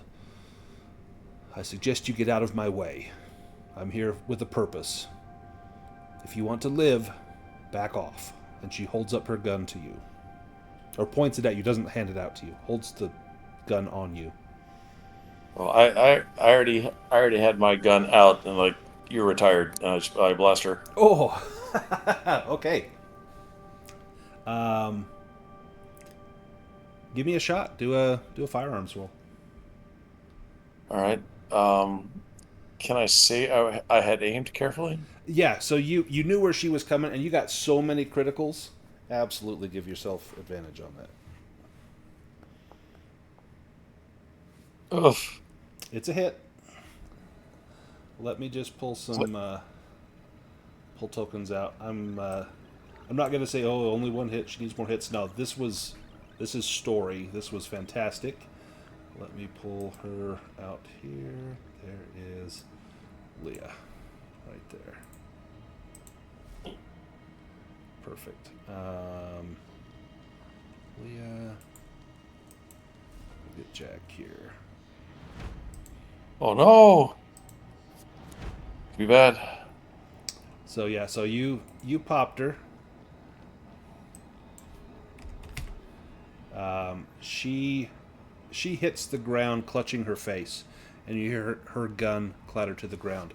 Now, Willem and Olson, you hear the gunshot coming from that back door. What does Olson do? Yeah, well, sounds like somebody's found her. She's gonna head off in that direction. And Willem, what about you? So Willem, did Olson share that Leah was working with Styles, like they were in constant contact? I'd assume. Yeah, I feel like that was a pretty core part of the investigation. I mean, Yeah, so he as was long as he was the he- first person we talked to. Yeah, as long as he knows that, he knows that Olson is better with when it comes to firefights, so he's gonna kind of linger back and try and just make sure no one else is gonna come after Leah, or not Leah, Lilith? Lilith. Yeah. Yeah, this adventure has 2 L names, Leah and Lilith, Oh, yeah. and 2 S names. And I called her Styles and Lydia Skylar. earlier. Yeah, so you added a third one. I'm like, oh, that's even worse. Like, it's just it's confusing. So Leah is the replicant. Lilith is the lady that works here. So Olson, you are going forward, and Willem, you are dropping back. Just to protect Lilith. Okay. Olson, you're up next.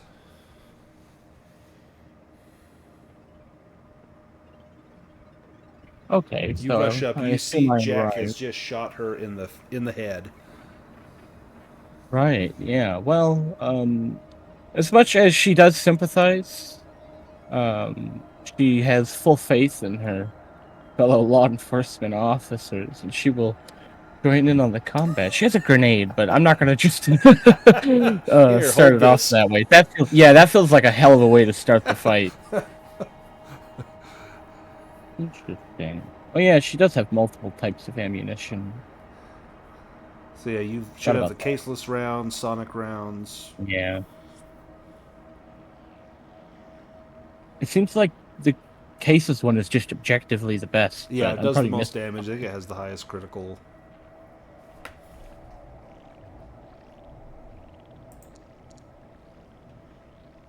Ooh, Ooh. do you Oh, want? you can push shooting? Yeah, Okay, you want to yeah. push that? Definitely. Oh, Oh, that's a critical. Okay. Let's see what your critical will be. That is going to be a piercing critical. Okay. All right. Leah takes 2 damage from the shot. You give her the pierced heart critical injury. Instant death. Olson, tell me how that goes down. oh, well. Geez, I mean, she wasn't really aiming or anything. She just came around the corner, and maybe it was even more of just like a suppression kind of in her thought, but it's just one of those twists of fate where it's the, perfect hit. Obviously got something pretty critical. Gee. Olsen has been a terror. She blew a man's head off. Now she's shooting a robot in the heart. This is She's been having a good couple of days here.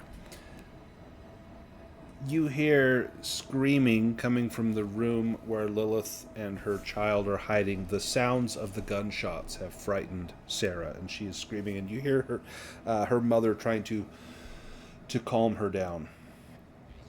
And you look down at Lilith, and she's lying on the ground. She's dead, almost instant death. But you notice a tear that's just rolling from the edge of her eye slowly down her face. And you know that she's a machine, but that looks so very human to see that there.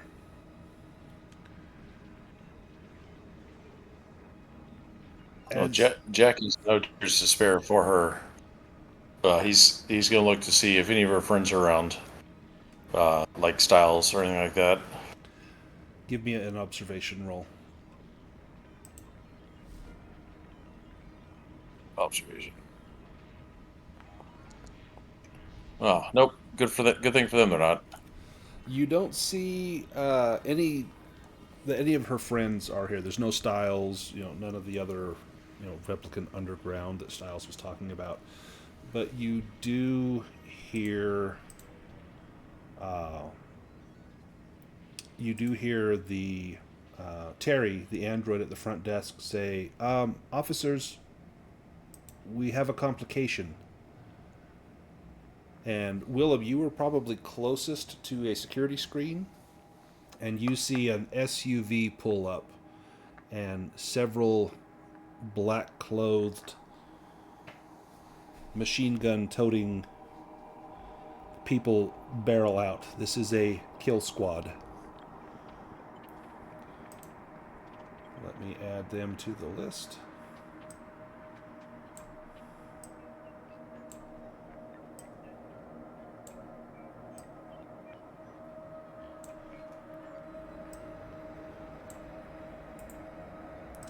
You've got a minute before they show up. Willem, what do you do? So they're not in the building yet, or they can't see in the building? They're not. They're just getting out of the vehicle right now, heading up towards the front door. There's some steps that lead up to the front door. They're just heading up there now. Could I, put my grenade near the door and string a wire across the front door? Like Wire? you might not have that much time. You've Not that much. No. You've probably in that got case, like 15 seconds before they're coming through the door. Well, if there's a sturdy-looking metal table or something that could maybe protect me while I at least get a few shots off, I'd like to try and make some cover while I'm calling out to Jack and Olson.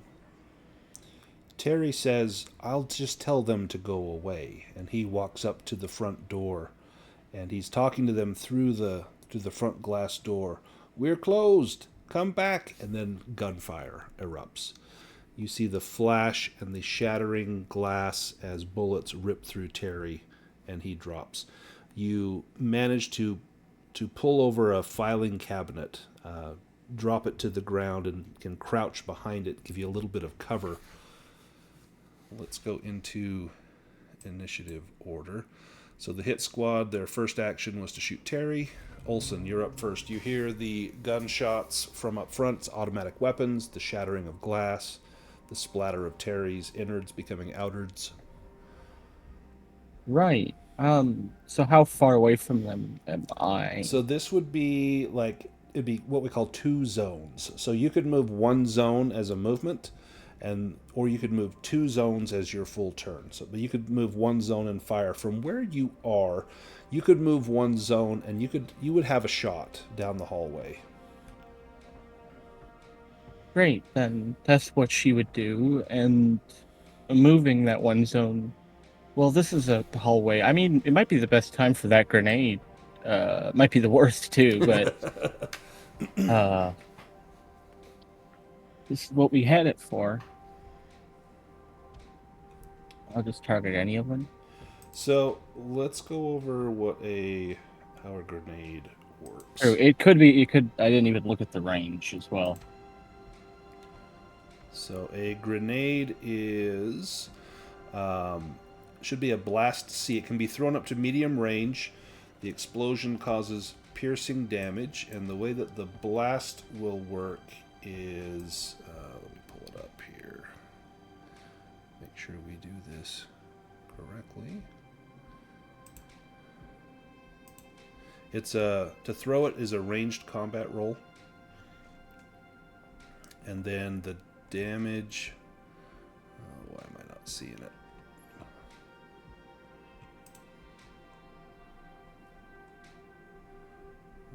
There's a chart that has this. Let me grab my book.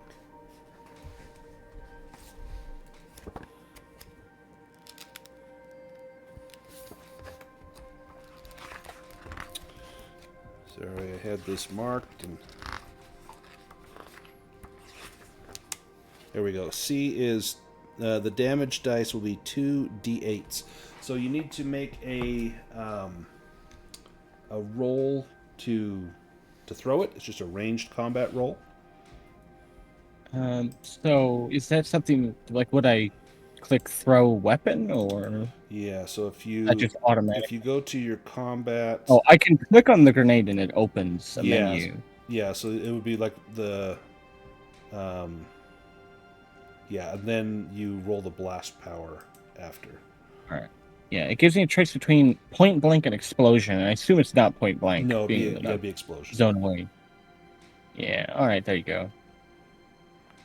She moved, so I wouldn't say that was aimed. Oh, that was so close to being a critical. Do you want to push that? Yeah.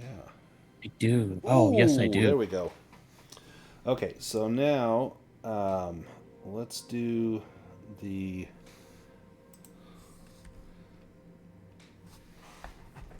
So the explosion. It's measured in blast power. Everyone within short range of the blast, which is going to be all 4 of them, will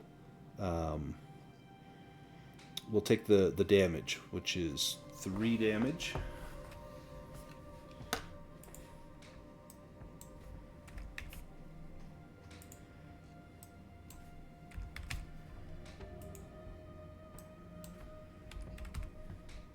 And then you rolled a critical.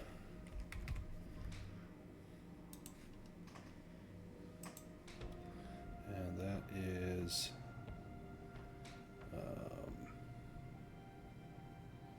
piercing. Do you want a pierced eye or an ear torn off?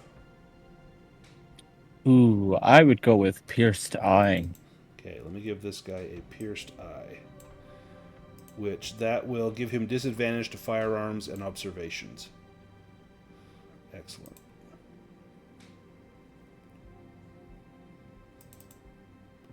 Perfect. Okay. The grenade just rips through this group. The one who got his eye pierced. He's actually not going to attack. He's clutching his face and crying out in pain. But this one's going to open fire at Willem. I'm going to give him disadvantage because of the...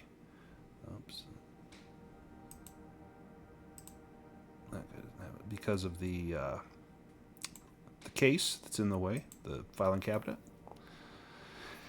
That's going to be a hit. You're going to take 2 points of damage, Willem. It comes off your health.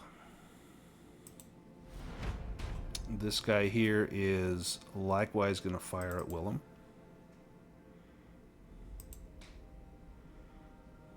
With disadvantage.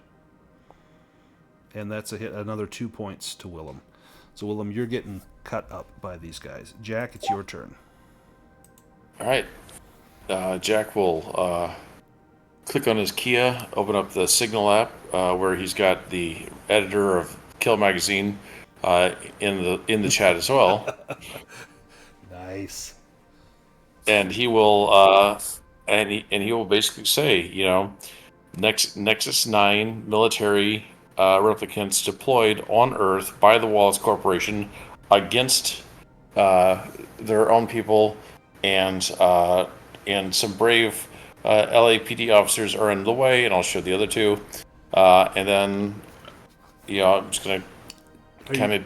Are you recording take cover. footage of this? Oh yeah. Oh, that's awesome. I love it. Then you just take cover and you're just recording this? I'm gonna take cover. Well, yeah, I'm gonna take cover this round and wait till I have a good shot to take one out. So you could aim this round. Yeah, I'll do that. Perfect. Willem, you're up. All right. Well, I got about one more round before I'm dead, so I'm gonna throw. You could throw your grenade, then you could crawl maybe around the corner, see if you can get away from that gunfire. Yeah. So do I just roll item then on the grenade? Yeah. Is it explosion or point blank? Explosion. Explosion. Okay.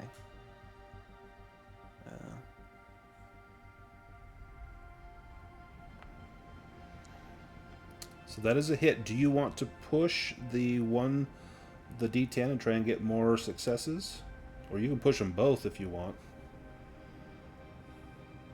I'll push the D10. How do I push just one? So if you click on push, then so the D10 should be checked, and just push that one, but you can also select the other one if you want to push both die, but then you'll get rid of the success you already have. So you got another success on the D10. So 2 success, so that's a critical. So they will take 2 damage.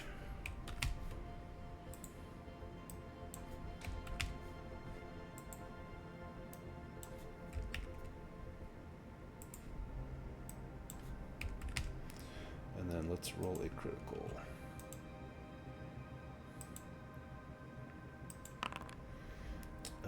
Ear torn off. Let's throw that on. Does this guy have... Yeah. Perfect. So blew a guy's ear off. And then you can move out of the way. Give me a mobility roll if you want to try and belly crawl to some better cover. You want to push it? The downside is you might break yourself. Yeah, no, I don't want to push it. Alright, the hit squad. They're going to fire a round at Olsen.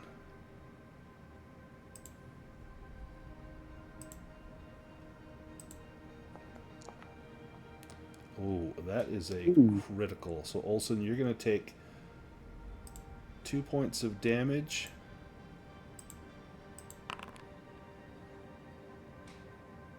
And your hand gets... Oops, that's supposed to be on you. Sorry. Let me put that on your character. Your hand gets impaled. There we go. Ooh, that's a bad one. That's a bad one. Olsen, your turn. Oh, good timing. Well, maybe finding some kind of cover. I don't know if that's... Yeah, you'd be able to find some minimal cover here. Yeah. Geez, that does give me a disadvantage to firearms. These guys What are the all hell? down to 2 hit points, so one hit will take them out with your pistol.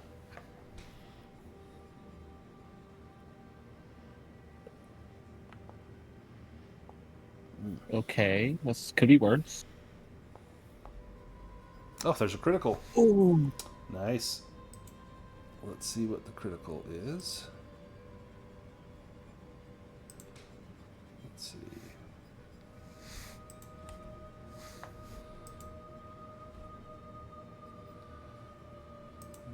Let's see.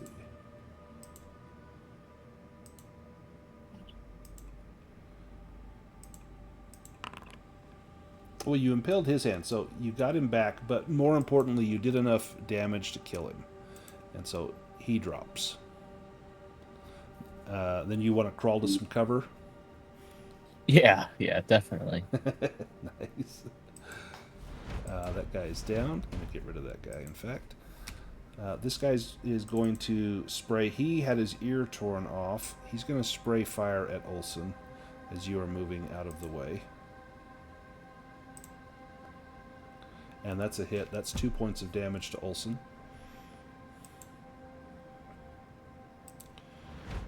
And this guy here, he is going to fire at Olson as you're crawling away as well with disadvantage. And that's a miss. Jack, you're up. You're getting fantastic footage. You've been aiming. You get advantage on this roll. Yep. So I'm going to aim for one of the people that still has 2 eyes and ears, which I think is this guy. Let's see. Not that guy. The guy on top. So this guy still has 2 eyes and ears? Okay. Yep.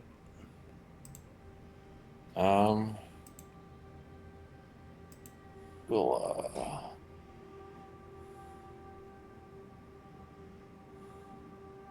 do this. Careful aim. Roll. Maybe roll. Oh. Jeez. Well, at least you got a success. 2 damage will take him out. So you delete that guy. But it cost you. Yeah, it cost me 2 of my 3 health. Willem, you're up. Right, I will try and take a shot.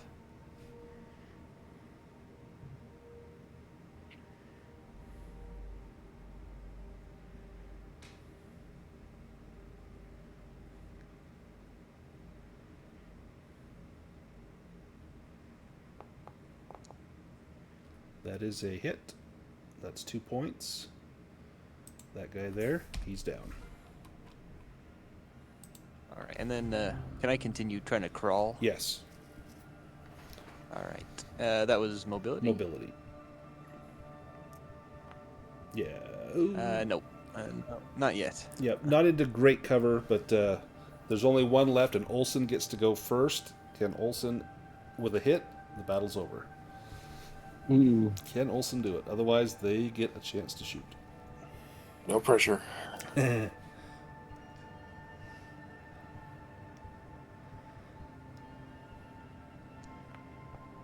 Oh, that's a hit. I put on it, so because she hasn't moved. That's okay, right? Just keep in mind, I was at a disadvantage Nope, otherwise. nope, not at all. So tell me how you end the day here. She's probably still prone at 1 health, severely injured while trying to get away. She's probably just, fires wildly, and then, we're not too far away. It happens to take them out pretty good. Within probably 10, 15 feet at this point. You guys are, this air is filled with smoke. As you, oh, sorry, go ahead, Reese. I want to run out, disable the black SUV. Oh, excellent. So they can't go anywhere. And then I'm going to talk to Madame Tyrell about the people she works for.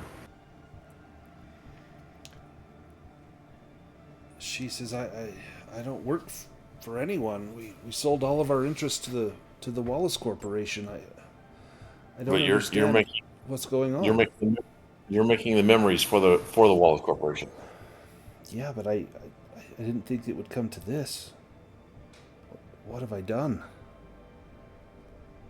Well, I would stop selling your memories, and I would start I would start making you and your daughter more scarce. I think we need to. Thank you. And she reaches up and puts her hands on your shoulders, almost like she's gonna give you a hug, and you probably stiffen up a little bit. You know, physical touch is maybe not your thing. You know, unless it's a iris at the snake pit. And she leans in and gives you a little kiss on the cheek, and then she takes Sarah by the hand and says, "We're gonna go planet side and get out of here." Jack's gonna go out the side door and let the other two, like he made sure he didn't appear on camera anywhere. Yep, you were holding But- the camera, not on camera. Yeah, he's gonna turn the camera off, go out the side door, and make sure he's well out of here before the press, the police, the hospital, the ambulance, or anything else comes. Before long, So it's not- the first vehicle close that shows up, it's not the police, it's Jell Schuyler from Kill Magazine. And he shows up with a crew, and they're taking pictures, and he's just shaking his fist like this is the greatest day ever. This is exactly what we need to start action against Wallace Corp and against these replicants. We need to take Earth back, Earth for the humans. And then you see him frantically typing on his phone, and he's trying to send a message, you know, to get the word out here. As the other police units, ambulance arrive, Willem and Olsen, you're kind of patching up each other's wounds, figuring out how in the hell you're going to write the report for everything that happened here. You've essentially solved the case. Leah killed Sandor, and you know what her motive was. She was trying to protect the right replicants, the ones that she felt were on the right side. And that was Styles and the other Nexus 8s. And she wanted to put an end to their suffering. And her suffering is over, and hopefully you've convinced Leah to stop implanting memories like the ones that she has done, and hopefully Sarah will be able to not repeat the mistakes that her mother has made. The sun is bright. The sky is nothing but haze these days in Los Angeles, but the sun is up as you go out and meet with the police, and they take your statements and you give your reports, and you sit in the back of an ambulance as it drives you off to see that you've got full medical attention, and the credits roll. But there's an epilogue at the end. 1 week from now, Willem, where are you? What has happened, and where are you after this case of Electric Dreams? I think Willem is right back where he was at the start, at his favorite noodle shop, perhaps reading the magazine and maybe shaking his head as he reads about this case and all the trouble involved with it. Yeah, maybe you hold up the magazine to Chang, who makes your noodles, and you point to a picture, and it's you. And it's footage of you, you know, maybe throwing your grenade, and he just kind of chuckles and gives you an extra bowl of noodles for my hero, and he hands it off to you, and you gratefully accept the noodles and just throw them down. Life goes back to normal for you. Olsen, what about you? Yeah, I feel like Olsen probably has a lot of soul searching to do. The whole moral conflict between the replicants and humans weighed quite heavily on her, beyond the fact she might even still be in the hospital recovering. I don't know what the technology's like these days, but you know, probably throws herself back into her work just to not have to think about it too much. The blowback from Wallace Corp for all of you involved was rough. The whole department was shaken up by what had happened, discovering that perhaps one of their replicants had gone rogue, and all replicants on the force are called in for baseline testing and reevaluations given Wallace Corp's involvement in everything that's going on. And further investigations into Wallace Corp have started. The stocks are plummeting. The anti-replicant movement seems to be growing. Olson, you get a message from Styles. At least you assume it's from him. It's just a text message. And it says, "Had to use a burner. You blocked me. But I'm off-world now. I'll see you later." And that's all. Ooh. And then we go to Jack. Jack, a week has passed. Where are you and what are you doing? I mean, so Jack has got knocked about twice Yep. there, but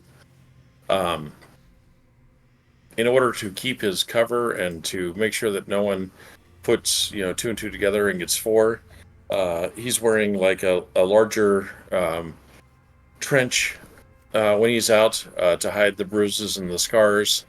But basically, he's just solidifying his contacts, making sure that no one suspects that he was a part of any of that.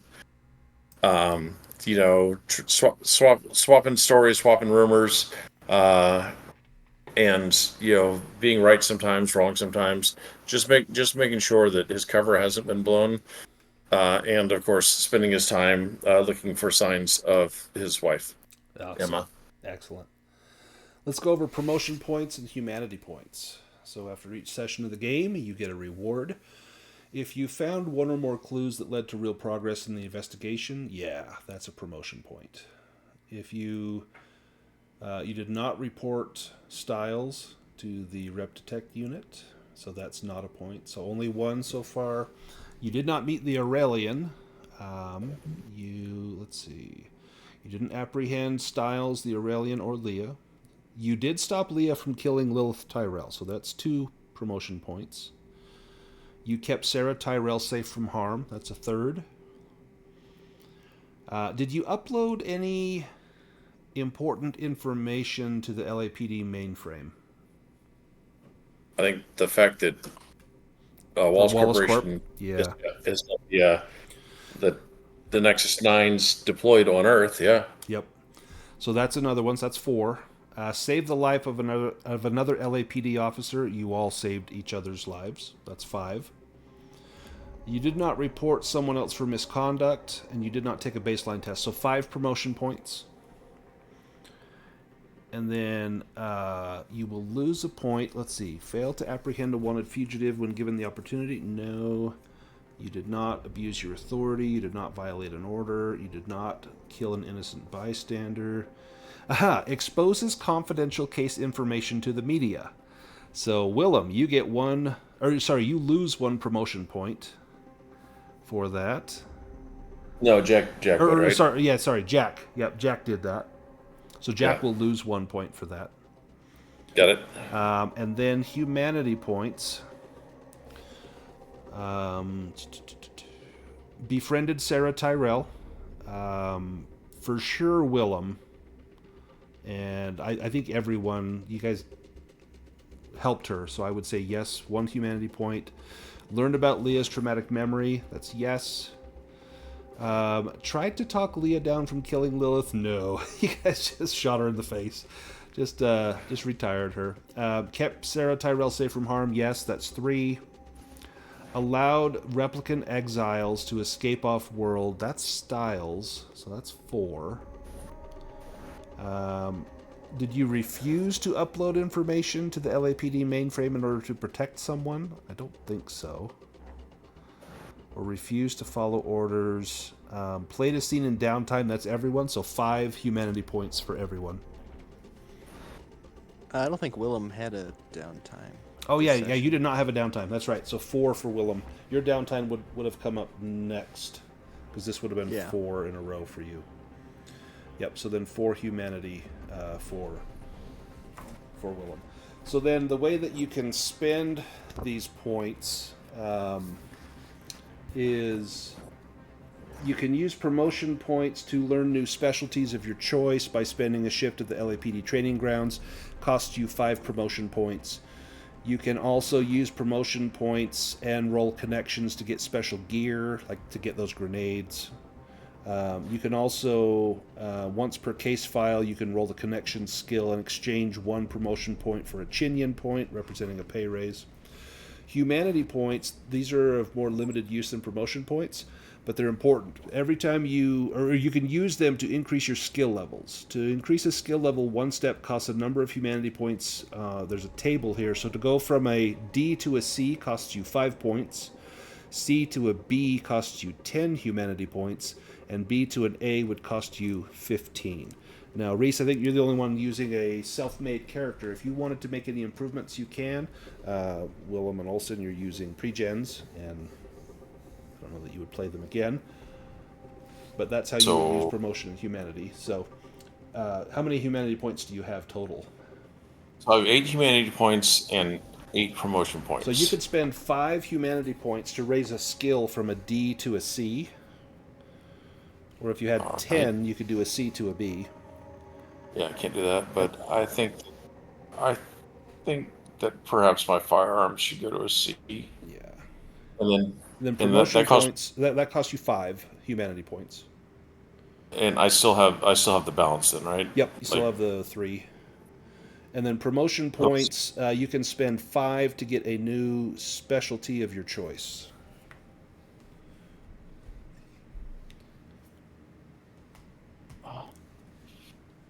Yeah, specialties. Here we go. And there's a lot of those to choose from. Yeah, I'm gonna.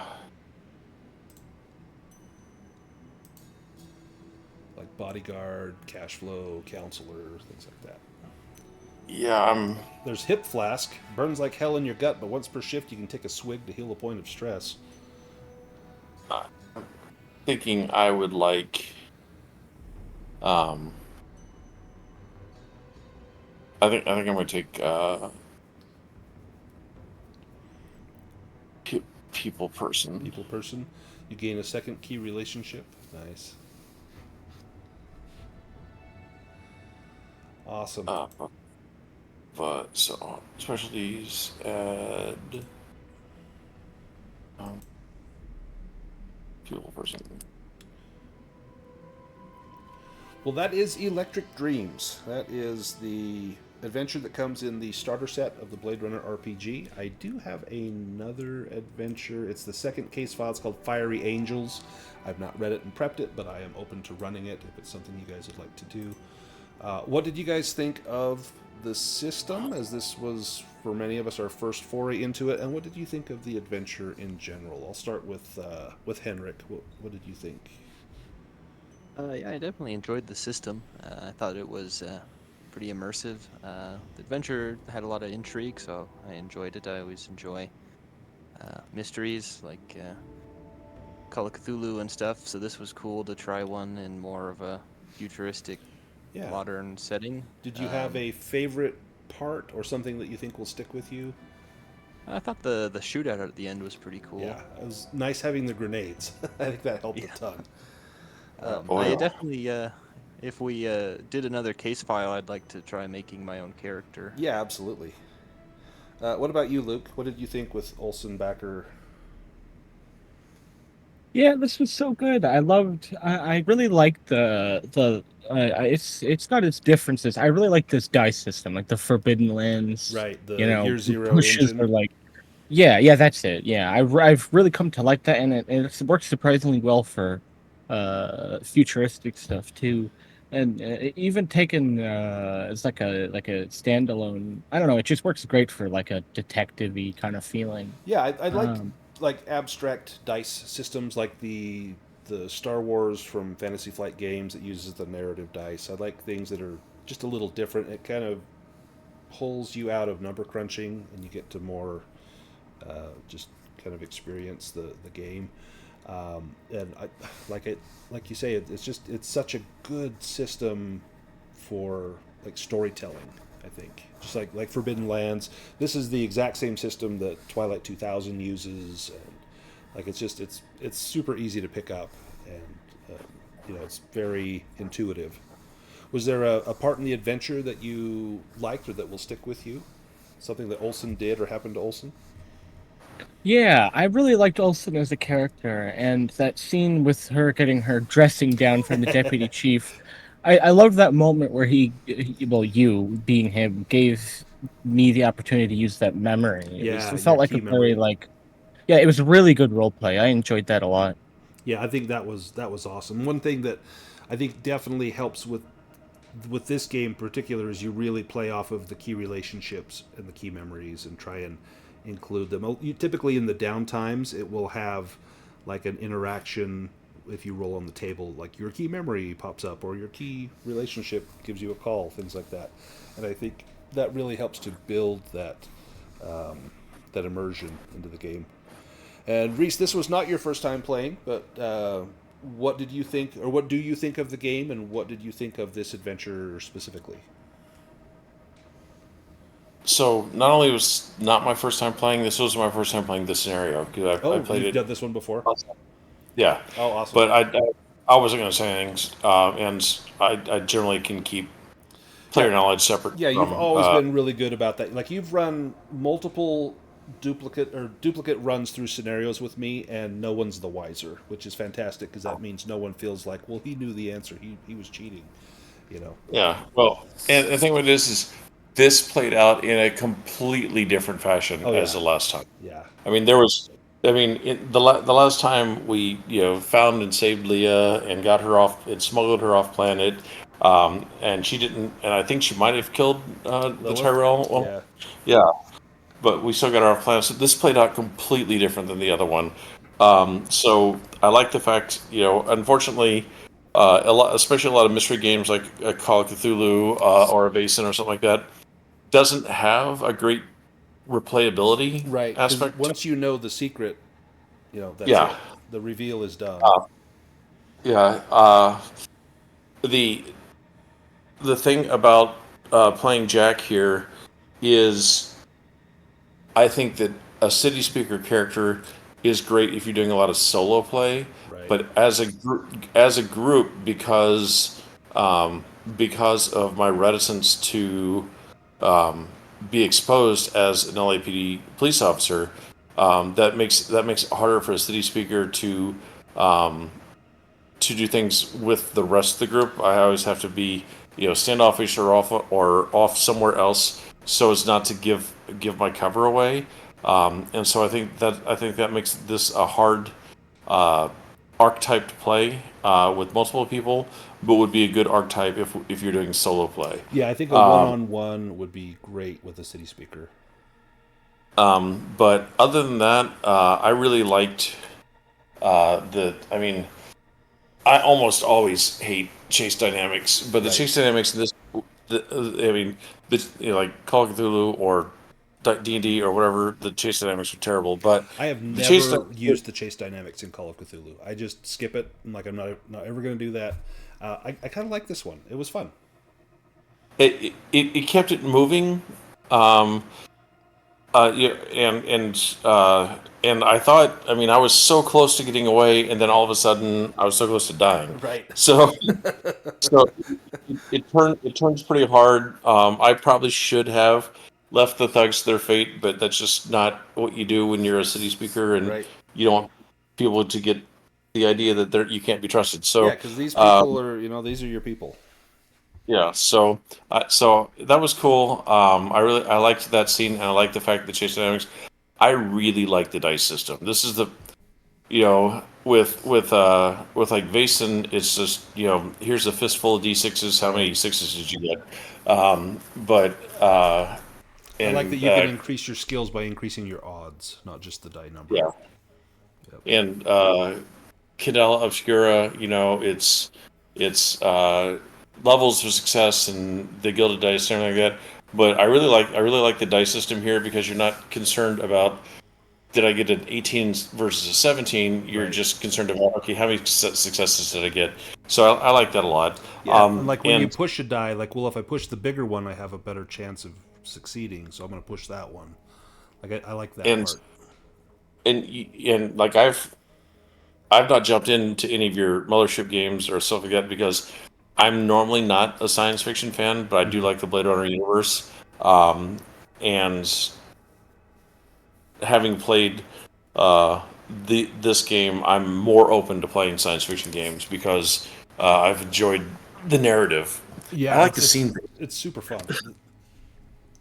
I like the scene-based pacing. Yep. So the one thing I really like about this, I like how like I've got a sheet here that I've been filling out. Like, what are you doing each shift, and so I can track kind of where you've done. And it's this game is perfect for splitting the party because you almost have to. Had you gone one more shift, that's when Leah escapes. So we were one shift away from her escaping, and then we can't solve it. So like you beat it in you had like one more turn before the game was over. So like I love how you have to split up and depending like maybe someone goes with you and maybe they don't and then you get jumped if you're alone or vice versa and just having those scenes like little snippets like your scene at Bullet Bob's took 5 minutes and the scene over here took 30 minutes but like you're still part of the action because you're listening in on your Kia and you know what's going on and everyone has multiple moments to shine or to fail miserably and it's just there's a lot of I think investment there and it sometimes it does stink when it's like well I just had my turn and now I got to wait like half an hour for other people to go but hopefully as we're a team you're still invested in what's going on and your character knows exactly hey I can hear she's getting shot what do I do and yeah it's super fun I just love it so awesome I'm gonna go ahead and stop the video I'll get this posted tonight and I will more than likely I will prep the second case file the Fiery Angels and I'm down to run it sometime I think it'd be a blast from what I have read more people prefer this one but I think it's because it's shorter and maybe a little more straightforward. But I tweaked this one a little bit. I made the Wallace Corporation way more hardcore than they probably are as written. I wanted that to be a kind of a serious antagonist because if you watch the movies, spoiler, the second movie's been out for 8 years. The Wallace Corporation, they're bad guys, and you kind of find out why. In the movie, and then this takes place before the movie, so you really don't know, but you're starting to learn like, hey, these guys are kind of assholes, and yeah, it's awesome. And if you haven't seen the movies, like they are just absolutely fantastic, just visual feasts. Especially the second movie, the CGI is top notch, and just the scenes, the cinematography is just amazing. And it's very much And about the whole, what does it mean to be human, which is the whole premise of the entire world. Rutger Hauer's death speech in the first one, though, is still Oh the yeah, best. the Tears in the Rain speech. Yes. Yep. Yeah, the first one is absolutely not to be missed. Although I can't see Sean Young without seeing the Ace Ventura part, the Finkel, the I can still keep those separate.